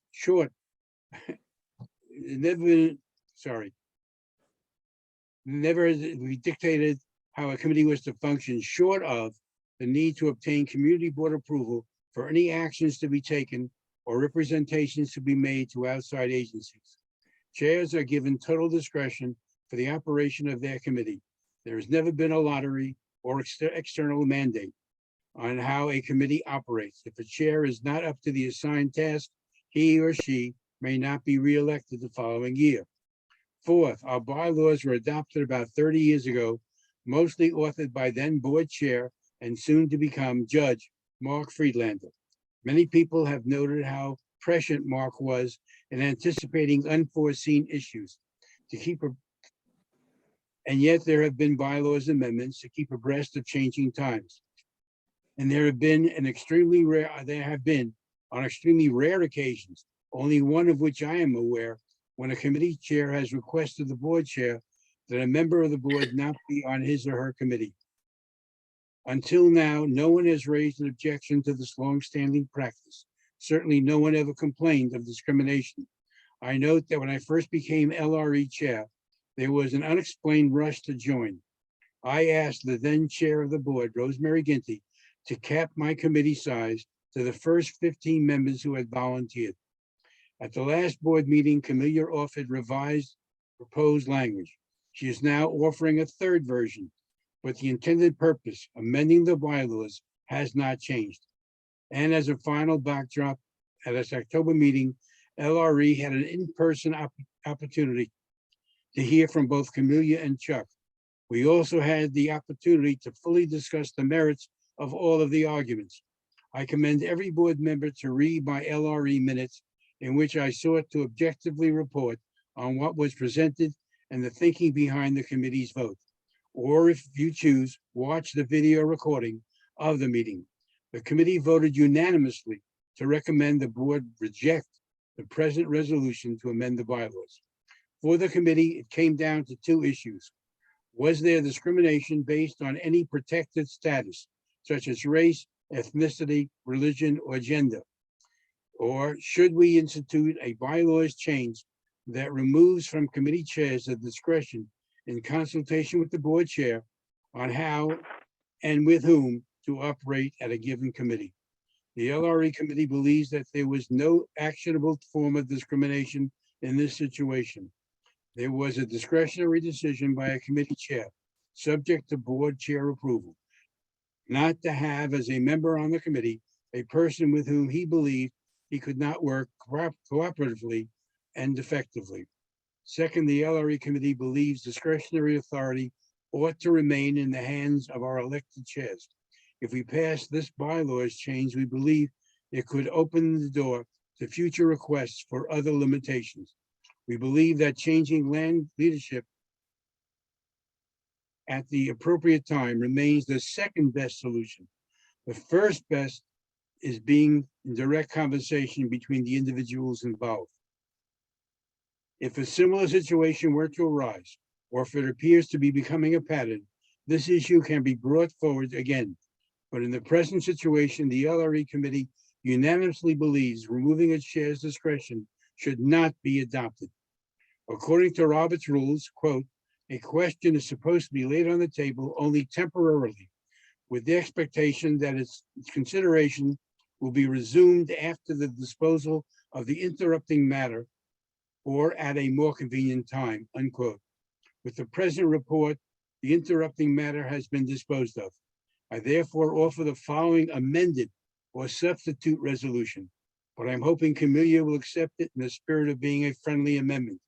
I have not changed any of Camelia's wording in the copies you should all have in front of you. I just want the kernel of the intent to be the single issue before us. The issue is that an up or down vote on amending the bylaws as proposed. You have for shared screen? Sure, Marty, give me just one moment.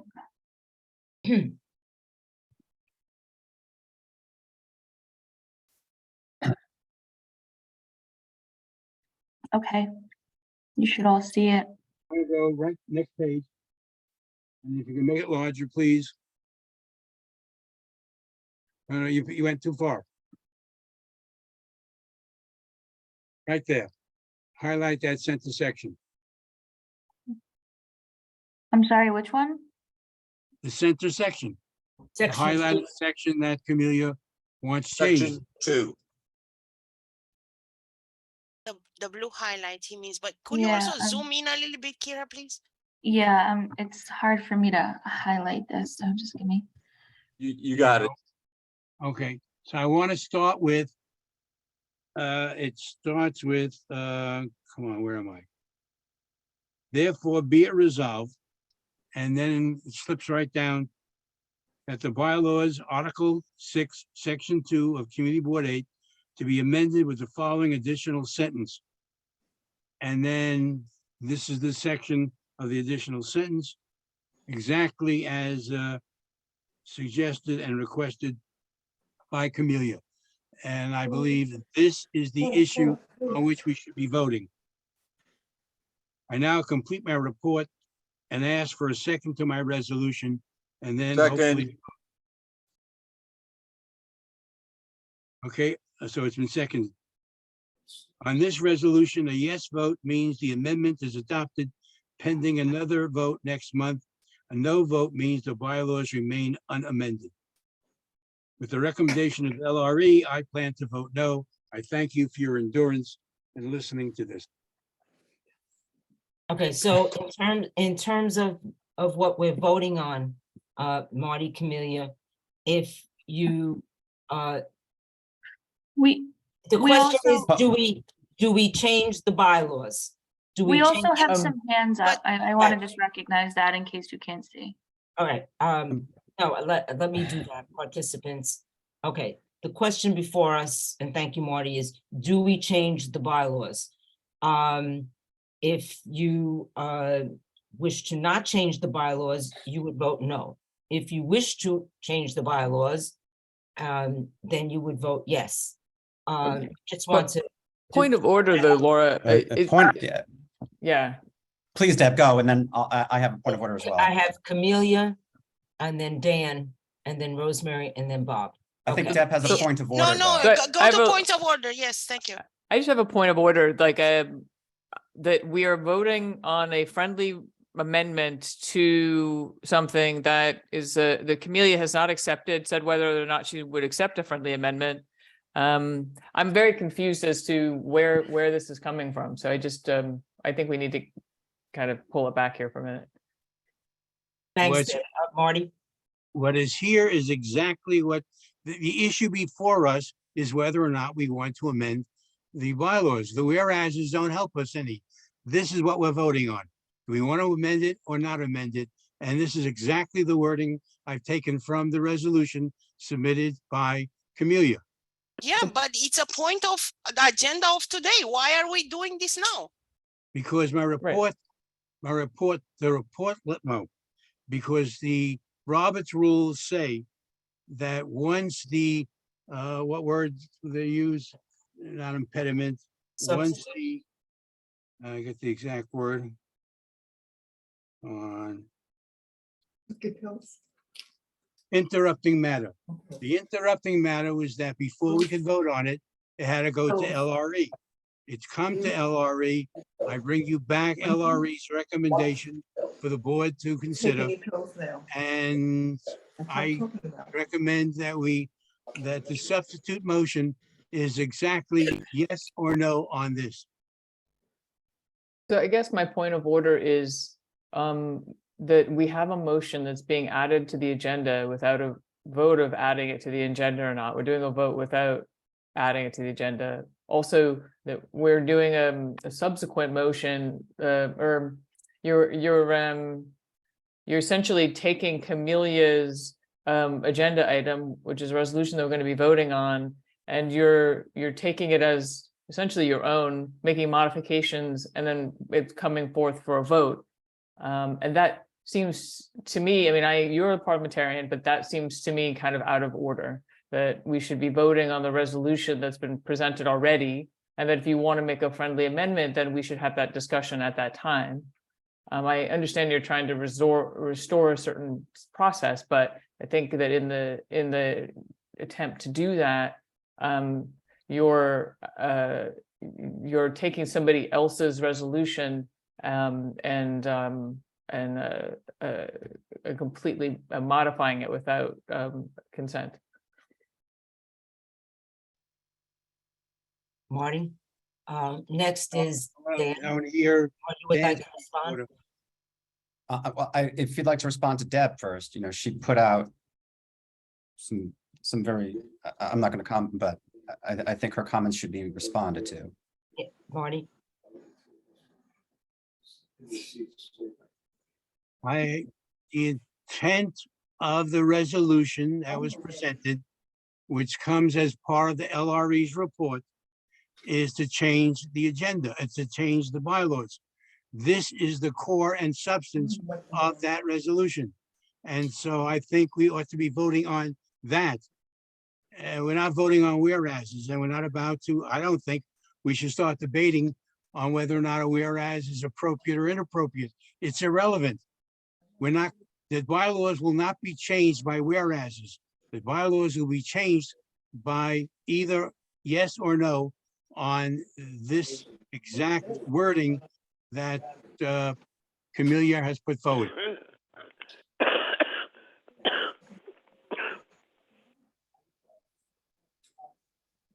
Dan? Matt, well, I'm gonna just kind of say a few things. Let's start with a point of order, and then I'll go backwards. Just point of order. What LRE was charged with, well, let me go backwards even more. Last month's meeting, the board tabled a separate agenda item on a resolution, which we heard. At that point, the board voted that they wanted to table the resolution for LRE to comment on the resolution and give a recommendation one way or the next. At the LRE meeting, Camelia spoke to her resolution. Chuck spoke to the resolution. Committee members on LRE gave their opinions about the motion. They gave their opinions, some on the matter itself. And at the very end of that meeting, not the very end, but at the end of the issue, the LRE committee basically weighed one single item, one single sentence, and that was, does the LRE committee, and I'm paraphrasing because it was said a different way, but whether or not the LRE committee recommended to the board that Camelia's resolution, which was tabled, be adopted. And the members of the LRE committee resolved, had a resolution, that we are going to recommend to the board that her resolution not be adopted. We're now here, and I believe the LRE report should be that recommendation. And I think the LRE report really ends there. With regards to procedure and order, I think what we have is a separate agenda item later on this evening's agenda, which is Camelia's resolution. And at that point, I think proper order would be, we bring back, from the table of last month, Camelia's resolution, and we vote on her resolution, yes or no, at that point. And I believe that's what proper order calls for. And I'll end there. Rosemary? Okay, it's, I don't know, maybe I missed something here, but given the chair of the Land Use Committee's offer and plan for opening the Land Use Committee membership, the question should go to Camelia: is her resolution moot? Is she interested in withdrawing that resolution? She does not have to, but given the comments that we just heard from the chair of land use, the question really is her resolution moot? If that's the case, what are we spending time talking about this? If Camelia still wants to go forward with her resolution, I will say two things. The Law and Ethics Committee said, come on, oh man, nothing ever works for me. Says the full board ought not to support the proposed bylaws change. That presupposes there'll be a vote on Camelia's resolution. Now, if somebody says, well, that's not the case, there still is a resolution at the end of this calendar. So again, there are two resolutions. There's the Law and Ethics, let's see, recommendation that the full board ought not to support the proposed bylaws change resolution. But again, I just have to ask, this resolution is from Camelia, and it's in her hands to withdraw it or leave it or say it's moved, or thank you very much, Chair Merdler, you open up the membership. That's all I need to hear. May I suggest, I'm seeing the head going up and down. Would that not solve everything? Or but again, Camelia, it's your resolution. It's up to you. Madam Chair. We have Bob Bender, and then, of course, Camelia. Thank you, but I would like to defer to Camelia to answer the question that Rosemary just raised, because I think that's fundamental and goes right to the heart of the issue. So I'll defer to Camelia before I ask my question, which may turn out to be moot. Thank you. Camelia. Yes, well, thank you. First, I just wanted to give a little bit of feedback to Martin's report, but let me start with gigantic, huge, heartfelt thanks to the higher level of thinking of both Chair Morler and Chair Spalter for allowing all members of this community board that work so hard and truly feel dedicated to put so many hours. Again, I always say this, taking time from my children and my family and my obligations to choose the committees in which they are going to work, right? I thank you, Chair Morler and Chair Spalter, for putting that out there. You have long years of service. I said it in the LRE meeting. Chair Spalter, 28 years on the board. Chair Wolpoff, 44 years on the board. Chair Morler, it's incredible. I will give this when I see you next time in person. It's an article from a newspaper from 1970, which lists you as a member of the board back in the time when it was called Community Board 14. So that makes you 52 years old. I'm sure you hold the record at city level on the years of your life dedicated to this community board. I have nothing. That's why I'm fighting so hard to be in the same committee with you. I learned so much of you from you. I have no words truly to describe my admiration for you, but that's why I also feel very strongly of advocating for my right to be in land use, along with Morler, Wolpoff, Ginty, Padernacht, Alexander, Bender, Fazio, Gelman, Reyes, and Miss Chong, and anybody else that would like to join this important committee. How to say, while this, I have two sort of, not critique, but points of mindfulness for the future for Chair Spalter and Chair Wolpoff. We all are here because we value this community board. Putting out in the media negative statements about anything or anybody doesn't serve building public trust in community boards. And I appreciate Charles, Chair Mortler's lack of animosity. I fully reciprocated. I hope I made my admiration clear before. Regarding the resolution itself, there are important points that were never brought forward, notably the issue of current city charter limitations of 8 years for each board member. And I will stand by my resolution at that particular point in the agenda, and I will want to read it in full the way I submitted it, because I do believe it puts forward a series of sensitive points that will make a difference for this board. I don't want the torment, the harm, my experience of the past 2 months to happen to anyone ever again. And I say this kindly.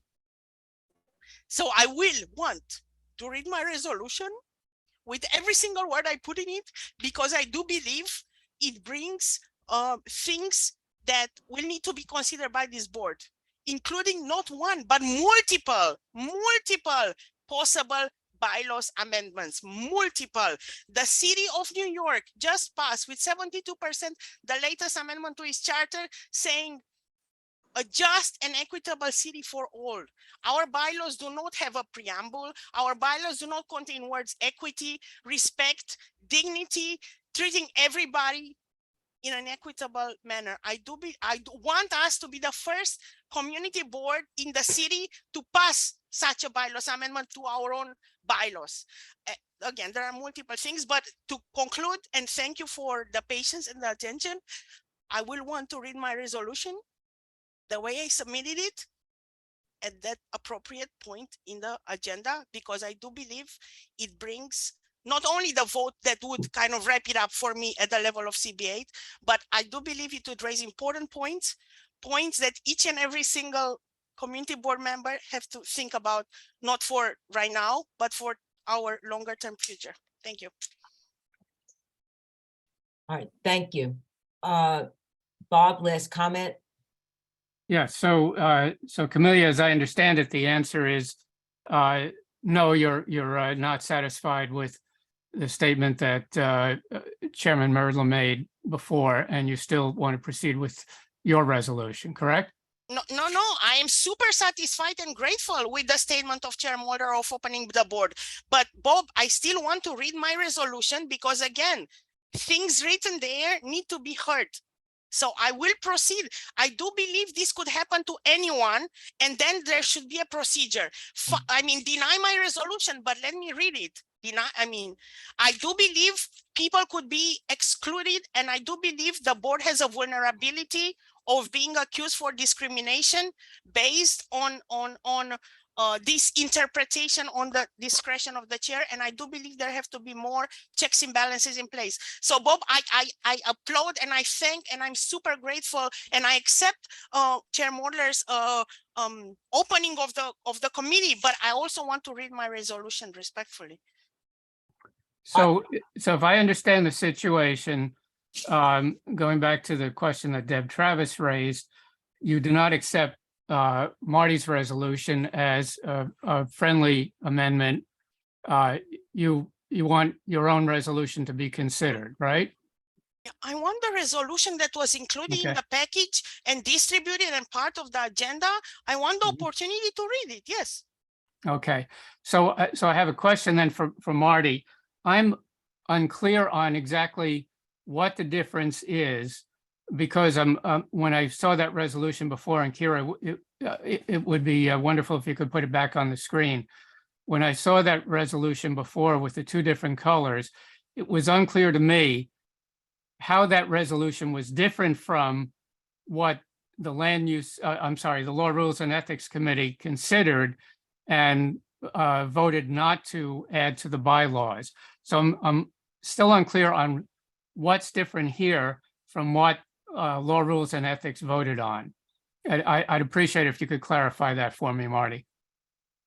As stated a number of times, the Law, Rules and Ethics Committee considered whether or not a bylaws change was necessary. This is the bylaws change. All the whereases, which Camelia wants to read, I have no problem with her reading it, but the resolution that we're going to vote on, I believe, is this, yes or no. All right, Marty, your substitute resolution has been rejected. What is the next step on this? It's not been rejected. The vote hasn't been called. All right, according to, you want to explain Robert's rules on substitute resolutions, Marty, please, for the group? I'm offering a substitute resolution.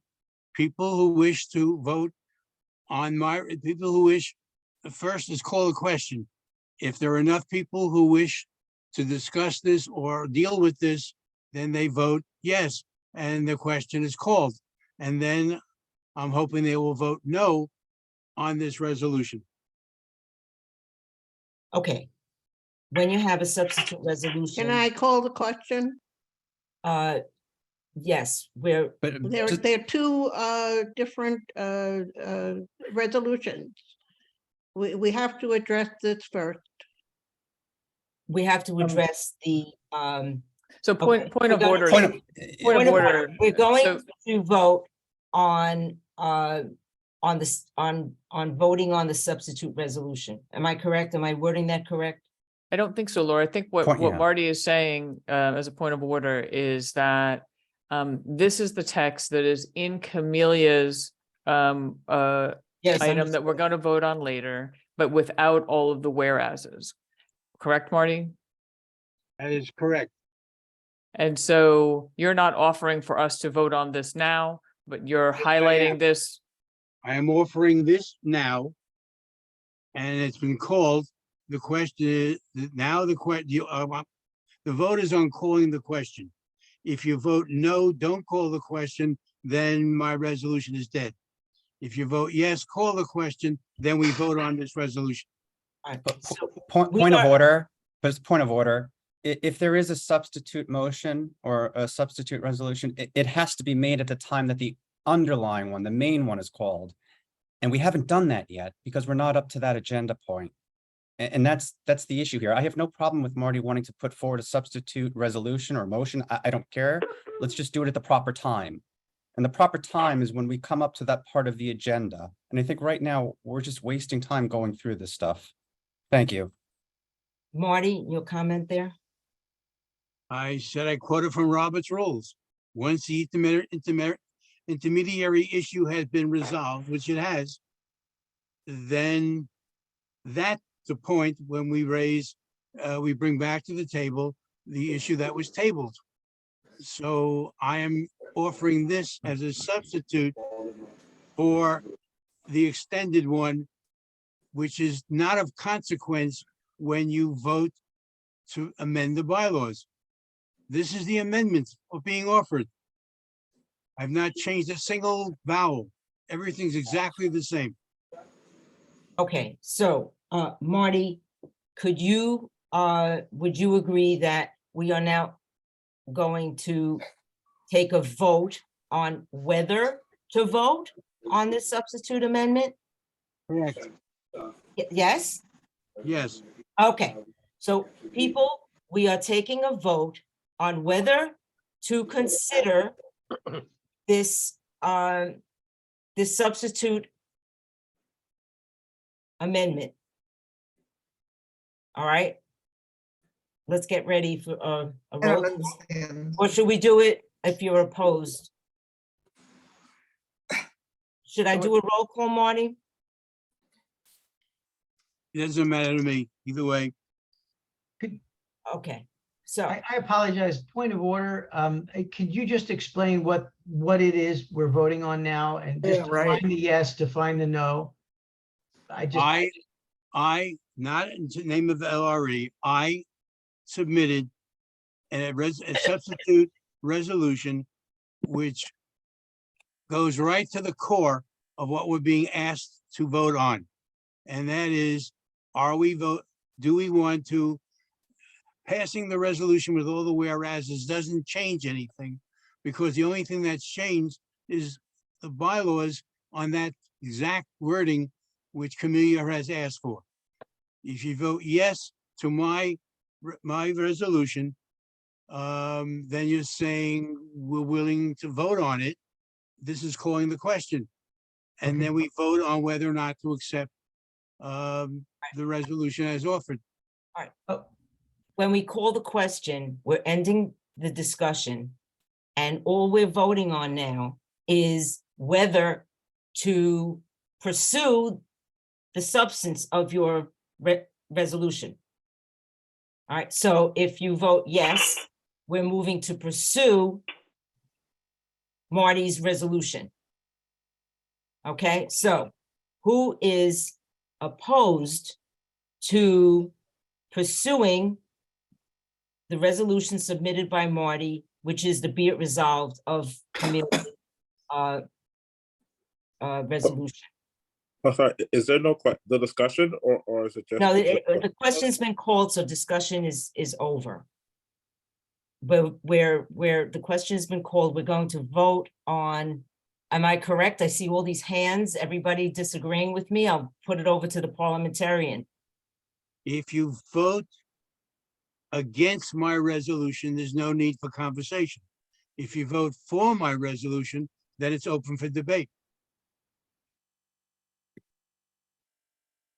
Can we say it, can we simplify this a little bit more and perhaps I can offer something, different to clarify this for board members? Please, because you know what? It's 9:30. Marty put forward this and I guess we could throw away all the order and procedures that we put out for the moment and just simplify it by saying, if you say yes, Camelia will not be able to read her full resolution later in the meeting. Exactly. If you say no right now, then Camelia will be able to read her full resolution later in the meeting. I think that's the clearest, simplest way to do it. Yes, we don't hear any more about Camelia's resolution other than Marty's be it resolved. No says Camelia reads her resolution later and we vote on it at that point. I think that's the simplest way to But then I put have a it. resolution on the agenda. You have to get to that item, whether it's yes or no to this. Shut up. Understood, Camelia, and that's kind of the order stuff that we were discussing before, which again, I I even disagree with the point of what we're doing right now, but since you're We calling get- questions, I think that's the simplest way to Yeah. put it. Even When though you I, get to that point of the agenda, Camelia can still read her resolution, but the issue will have been resolved, whether or not we want to change the bylaws. why don't we just let her read the resolution and take a vote? Marty? Question's been called. All right, the question's been called. We're voting on whether to consider the substitute resolution. All those opposed? Please raise your hand. We'll be counting very carefully. Opposed? I still don't know what's going on. Opposed to the substitute, opposed to pursuing the substitute resolution. I'm gonna read these names for the record when we do the Perfect. minutes. Yes. Deb Travis, Dan Paternak, Moses Asema, Chris Elhoon, Ed Green, Rosemary Ginty, Scott Crompinger, Leona Tenton, Bob Bender, Lee Chong, Rob Jaklowski, Camelia Tepulis. Stephen and Leah, I don't believe you're board members. Kelly Buford, Lisa Daub, Constance Barnes. Is Stephen Vasquez? Oh, sorry, Stephen Vasquez. Okay, sorry Yeah, about that. sorry about that. No, thank you. I can't get my hand up, but Okay, and Nick Fazio. Nick Fazio is included in that as well. And if all of you could lower your hands so they can continue the vote. I need everyone to lower their hands. And Rita. Okay, Pactolo. is there anyone abstaining? Rita Pactolo. Rita was saying something as well. I'm not sure if she was abstaining or, but she was saying her name.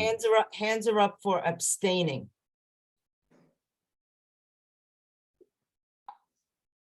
Okay.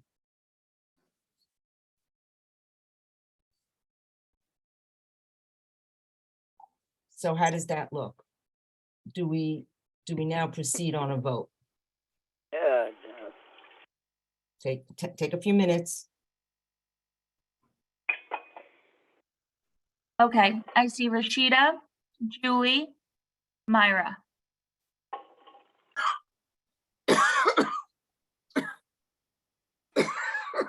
Also, Kira, I think Rita Proctor was trying to vote against, I think.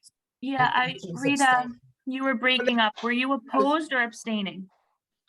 Whatever everybody else was doing just before. I thought it was Both. abstaining. Okay, so then I think Rita was opposed. Yeah. Thank you. It's-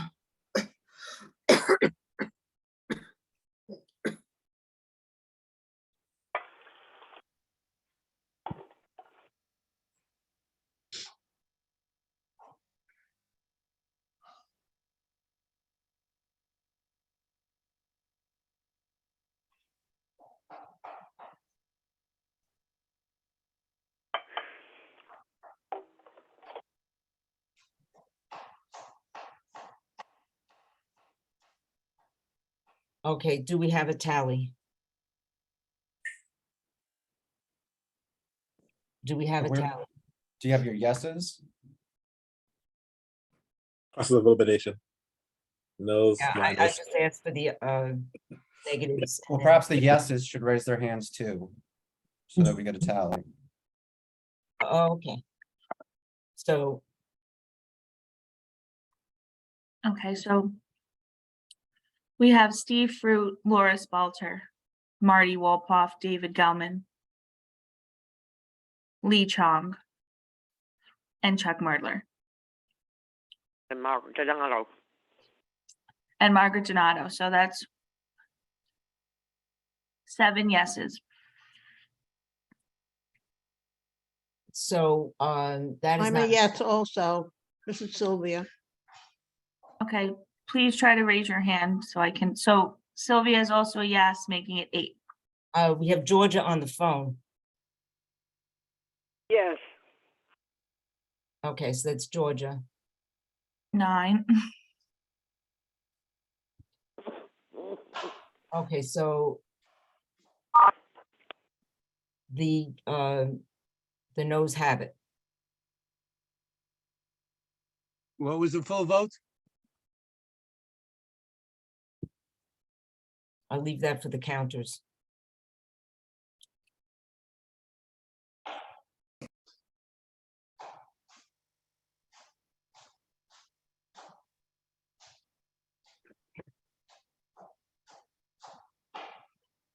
Does that mean we can move on to the next committee report? I believe so. I believe that's Parks, yes? The noes have it. Okay, let me look. Agenda, where are you? Oh, look at all these papers. Okay, here's my agenda. Deb and Parks. Parks and Recreation. Okay. All right, good evening. Our last meeting was November 1st. I will refer you to the minutes for it. We had a good discussion though on PEP. And I wanted to just make sure everybody was aware that on October 17th, the office of Assemblyman Dinowitz and Councilmember Dinowitz sent a letter to Margaret Nelson, the Deputy Commissioner of the Urban Park Service, to request a PEP command specifically assigned to Van Cortlandt Park. I don't know if you know, but there are 51 PEP officers for the entire borough of the Bronx to cover the Bronx 7 days a week until 11 o'clock at night. And so obviously they can't be everywhere all the time. And so this PEP command would bring 11 to 12 dedicated officers directly to Van Cortlandt Park. So PEP officers deal with things like drinking and barbecuing, unleashed dogs, and kind of all of the quality of life issues that we hear about over and over and over again. And they're a big resource for the 50th precinct because they take a lot of things off of their plates so that they can really focus on some of the crime that we've seen in the park. So we're going to just continue to really support what the assembly members and council member are doing, and I encourage everybody else to support them. Our next meeting is December 22nd, which is this Thursday. It is Thursday because of all the various holidays and stuff in November and December. And also, I just wanted to thank everybody who organized the Veterans Day memorial in Van Cortlandt Park. It was just really, really wonderful, even despite the rain. So that's it for me. Thank you. Oh, one last thing. November 19th in Washington's Walk and Fort 4, there will be a painting benches, a volunteer event on November 19th from 11 a.m. to 3 p.m. Thank you. Thank you, Deb.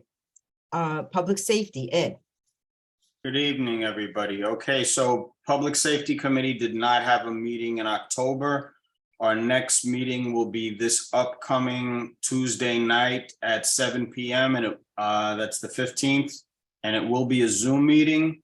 We'll have our usual NYPD report, FDNY. We have quite a few liquor license applications, and the committee will be having a discussion on organized retail crime. And I just wanted to congratulate Scott, our new treasurer, and that's all I got for tonight. Thank you. Laura, there are two hands up. I'm not sure if they're from when I was speaking. Are they from before, Steve, or now? Leona and Stephen Leona? Fruit. Yeah.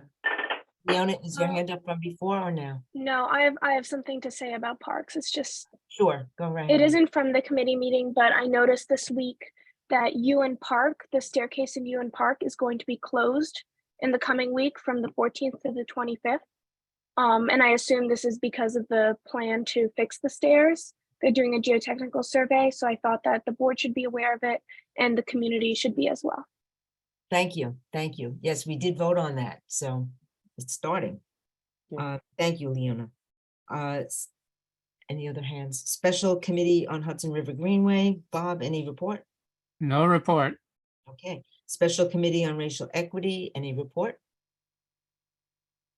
I know Margaret's out, so. Special Committee on Veteran Services, any report? I know Sergio's not here. Okay, number 12, resolution offered by board member implementing that resolution. Camelia, why don't you go ahead? We'll put that up. Yes, Put that back No, up. it's okay. Oh yeah, please do. For the member, sorry, yeah. Yeah, just want to reiterate again my thanks to Chair Moeller and Chair Spalter for opening up a committee that was previously limited. I also recognize with gratefulness that the issue being solved for the case at hand, it still remains an issue of potential damage to the board. This is why I'm thanking all of those that voted to the prior substitute resolution that would not have allowed me to, read my resolution in front of you. And I do believe that these items could happen in the future. I'm coming at this from the point of view of protecting the board. We are all human beings and we all have likes and dislikes. But at the end of the day, I believe we are here because we are prioritizing the higher interest of the board and our role as sort of true representatives of the community. So as I was criticizing before Chair Wolpoff and Spalter for sort of revealing the identities and personalizing this matter when I opened it initially in an academic way as a theoretical matter, it came back to be again an academic matter in a theoretical way, but it's very linked to our bylaws. So without any further ado, I will proceed reading the resolution. It is submitted for this November 10 meeting by me, Dr. Camelia Tepelus, on an individual basis, but I'm also the chair of the Community Board 8 Environmental and Sanitation Committee, implementing a fair, equitable, and transparent process for determining committee composition in case of size limitation by committee chairs, and it will be a bylaws amendment. Whereas all appointed CB8 members served on the board as volunteers with equal rights of participation and are equally entitled to choose the committees where they seek to serve during the course of the year.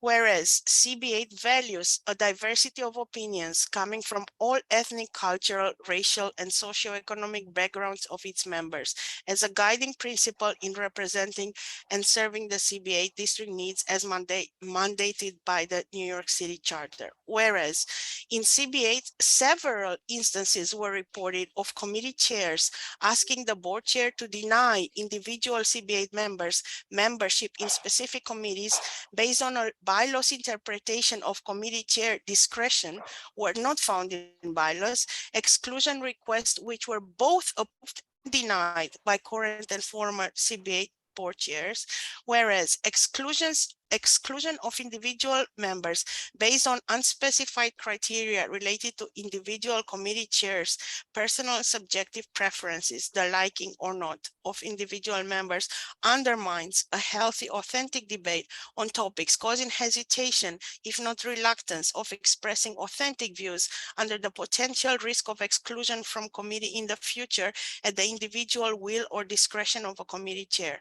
Whereas exclusion of individual members based on unspecified subjective committee chair personal preferences has a deterrent role on members exercising their right to free speech, with committee members expressing views constrained by the potential threat of exclusion by committee chairs if presenting information unwelcome or undesired by the committee chairs.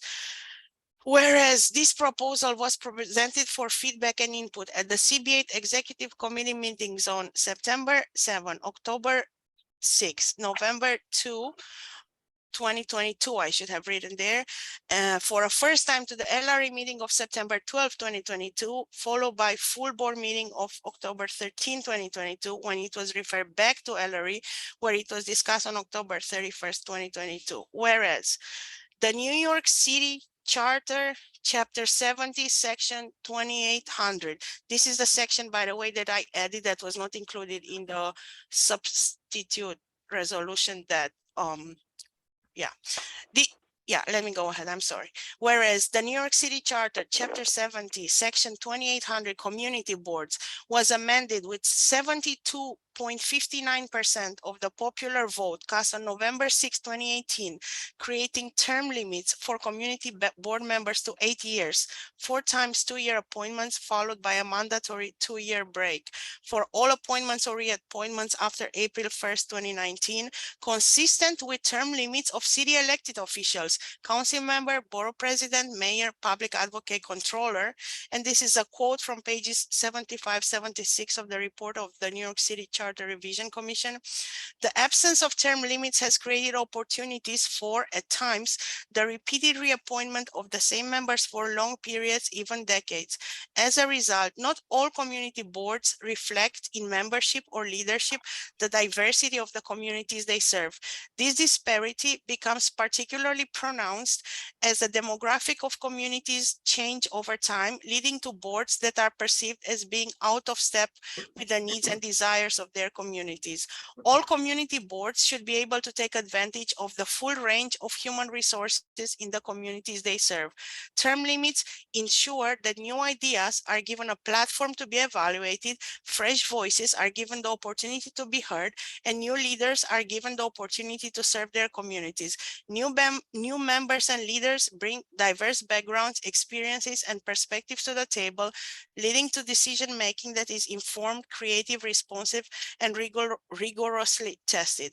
Inclusive decision-making may also strengthen public confidence in community boards and attract more interest among potential applicants who see community boards as a place where all are welcome.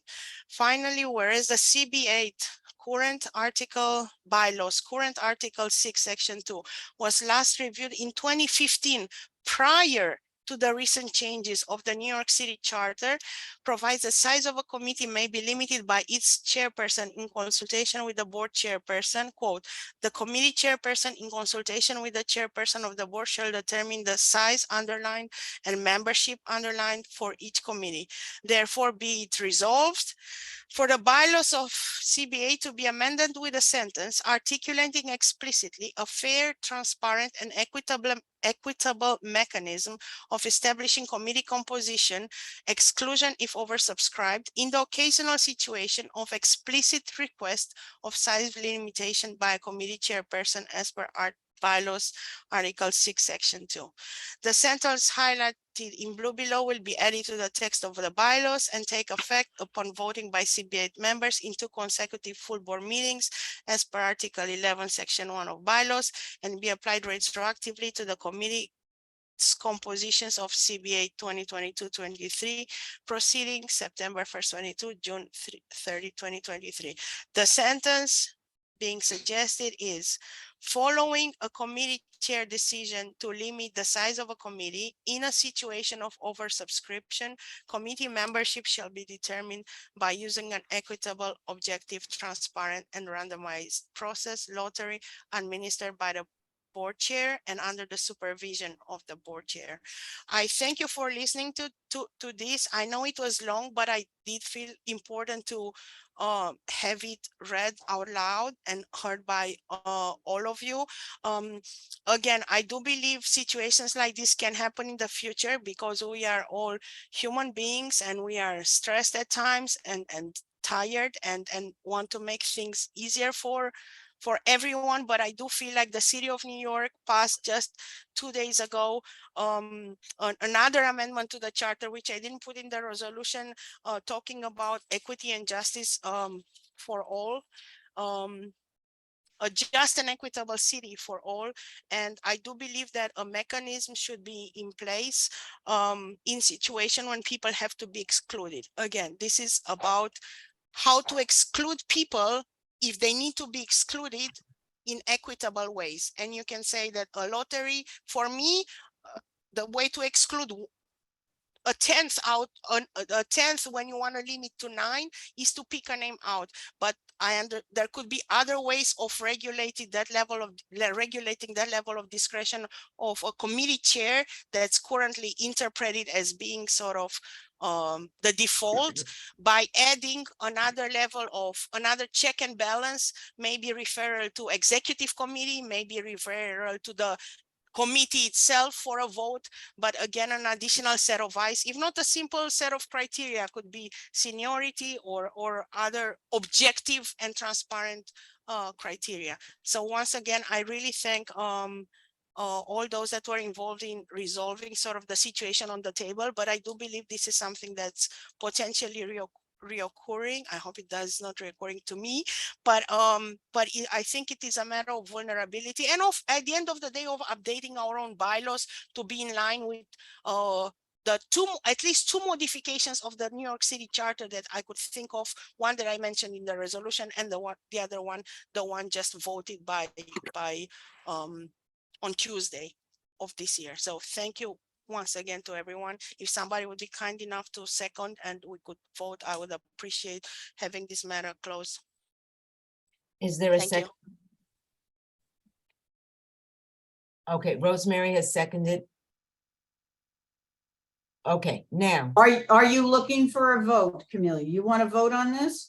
You want to vote? Yes, And we thank can you. do this quickly, Madam Chair, right? I think so. I mean, I'd be glad to second it so we can dispose of this issue once and for all. I will be voting against it. I don't think we should be changing the bylaws. The language is clear. It leaves discretion to the chair of the committee and the chair of the board. But I'm going to second it so we can vote and dispose of this issue. Thank you. okay. All those opposed to changing the bylaws, opposed to this resolution, please raise your hand.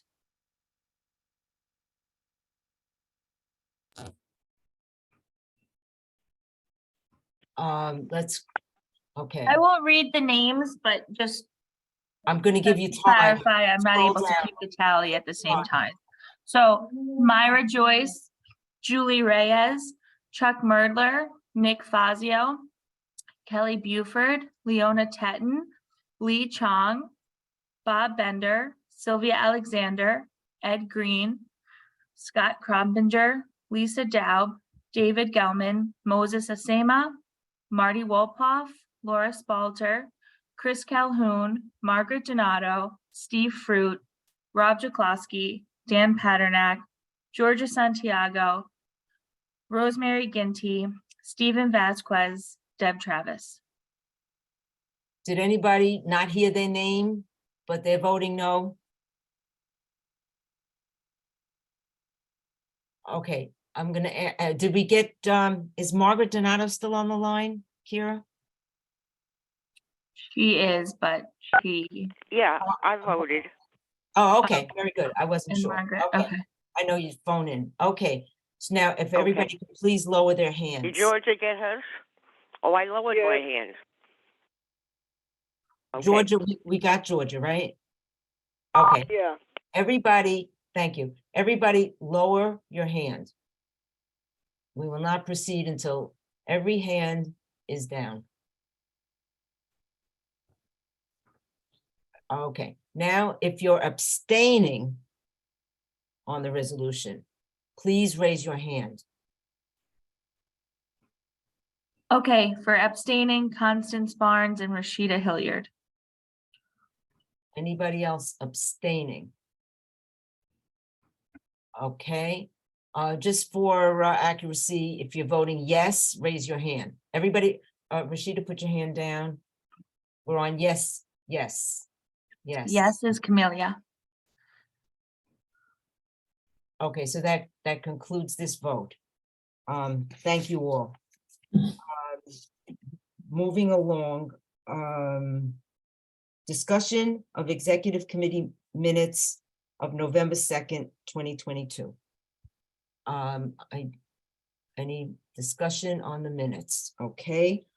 Number 14, approval of board meeting minutes of October 13th, 2022, as amended, because I understand that Marty put something in. Rob, you want to just state what that amendment is?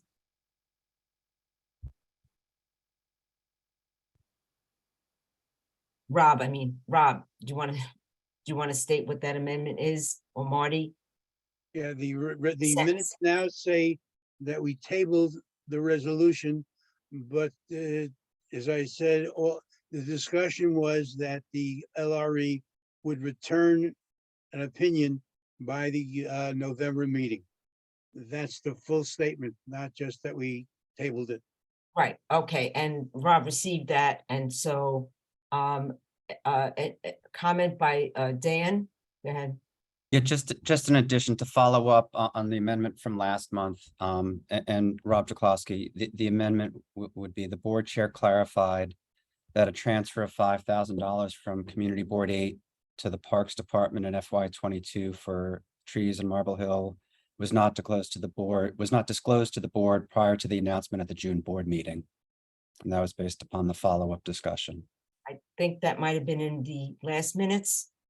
So, yeah, in the last minutes, or if I may, in the last minutes, we clarified about the June meeting. And the June meeting, it was stated at June that it was discussed at meetings prior. And then at Right, last meeting, it I was thought clarified that- by you or Bob that it wasn't. Yes, it was noted in executive minutes, and it was noted in full board minutes that it was not disclosed and that it was an error. I think that's been disclosed.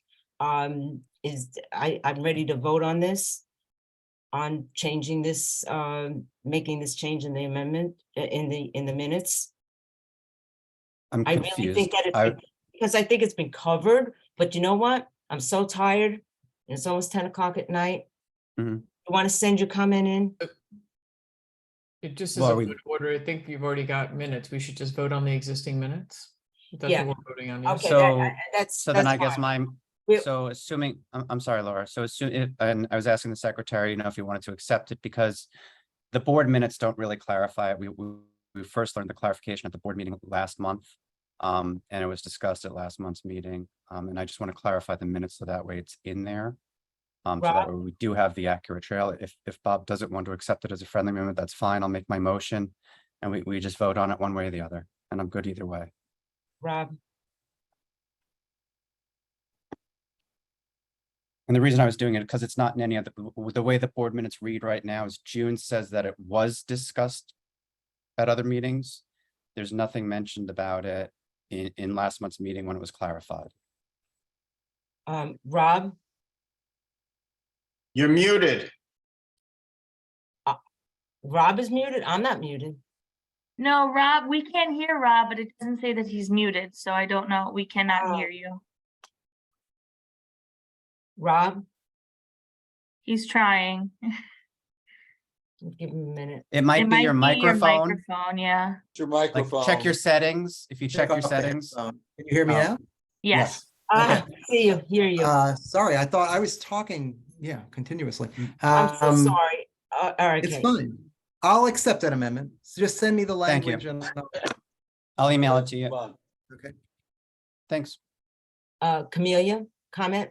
Yeah, Laura, just if you don't want to correct that sentence that it is attributed to you, actually, that those trees were planted in front of the post office, but that's Kingsbridge and not Marble Hill. All right, I'm just anybody who lives in Kingsbridge goes to this post office. Anybody who lives in Marble Hill goes to this post office. Yes, I do. Yes, so you know what? I think this issue has taken root with the trees. No Okay? pun It's intended. taken They're not root, in and Marble now Hill, it's Laura. time to leave, as in leaves on trees. Thank you. Okay, Scott and Chuck. Yeah, just very, very minor. There was the minutes reflect the vote on the motion to adjourn the meeting, and it had me as voting in favor, and I actually voted against it. So I just wanted to note that correction for the minutes. Okay. Chuck. Your hand is up.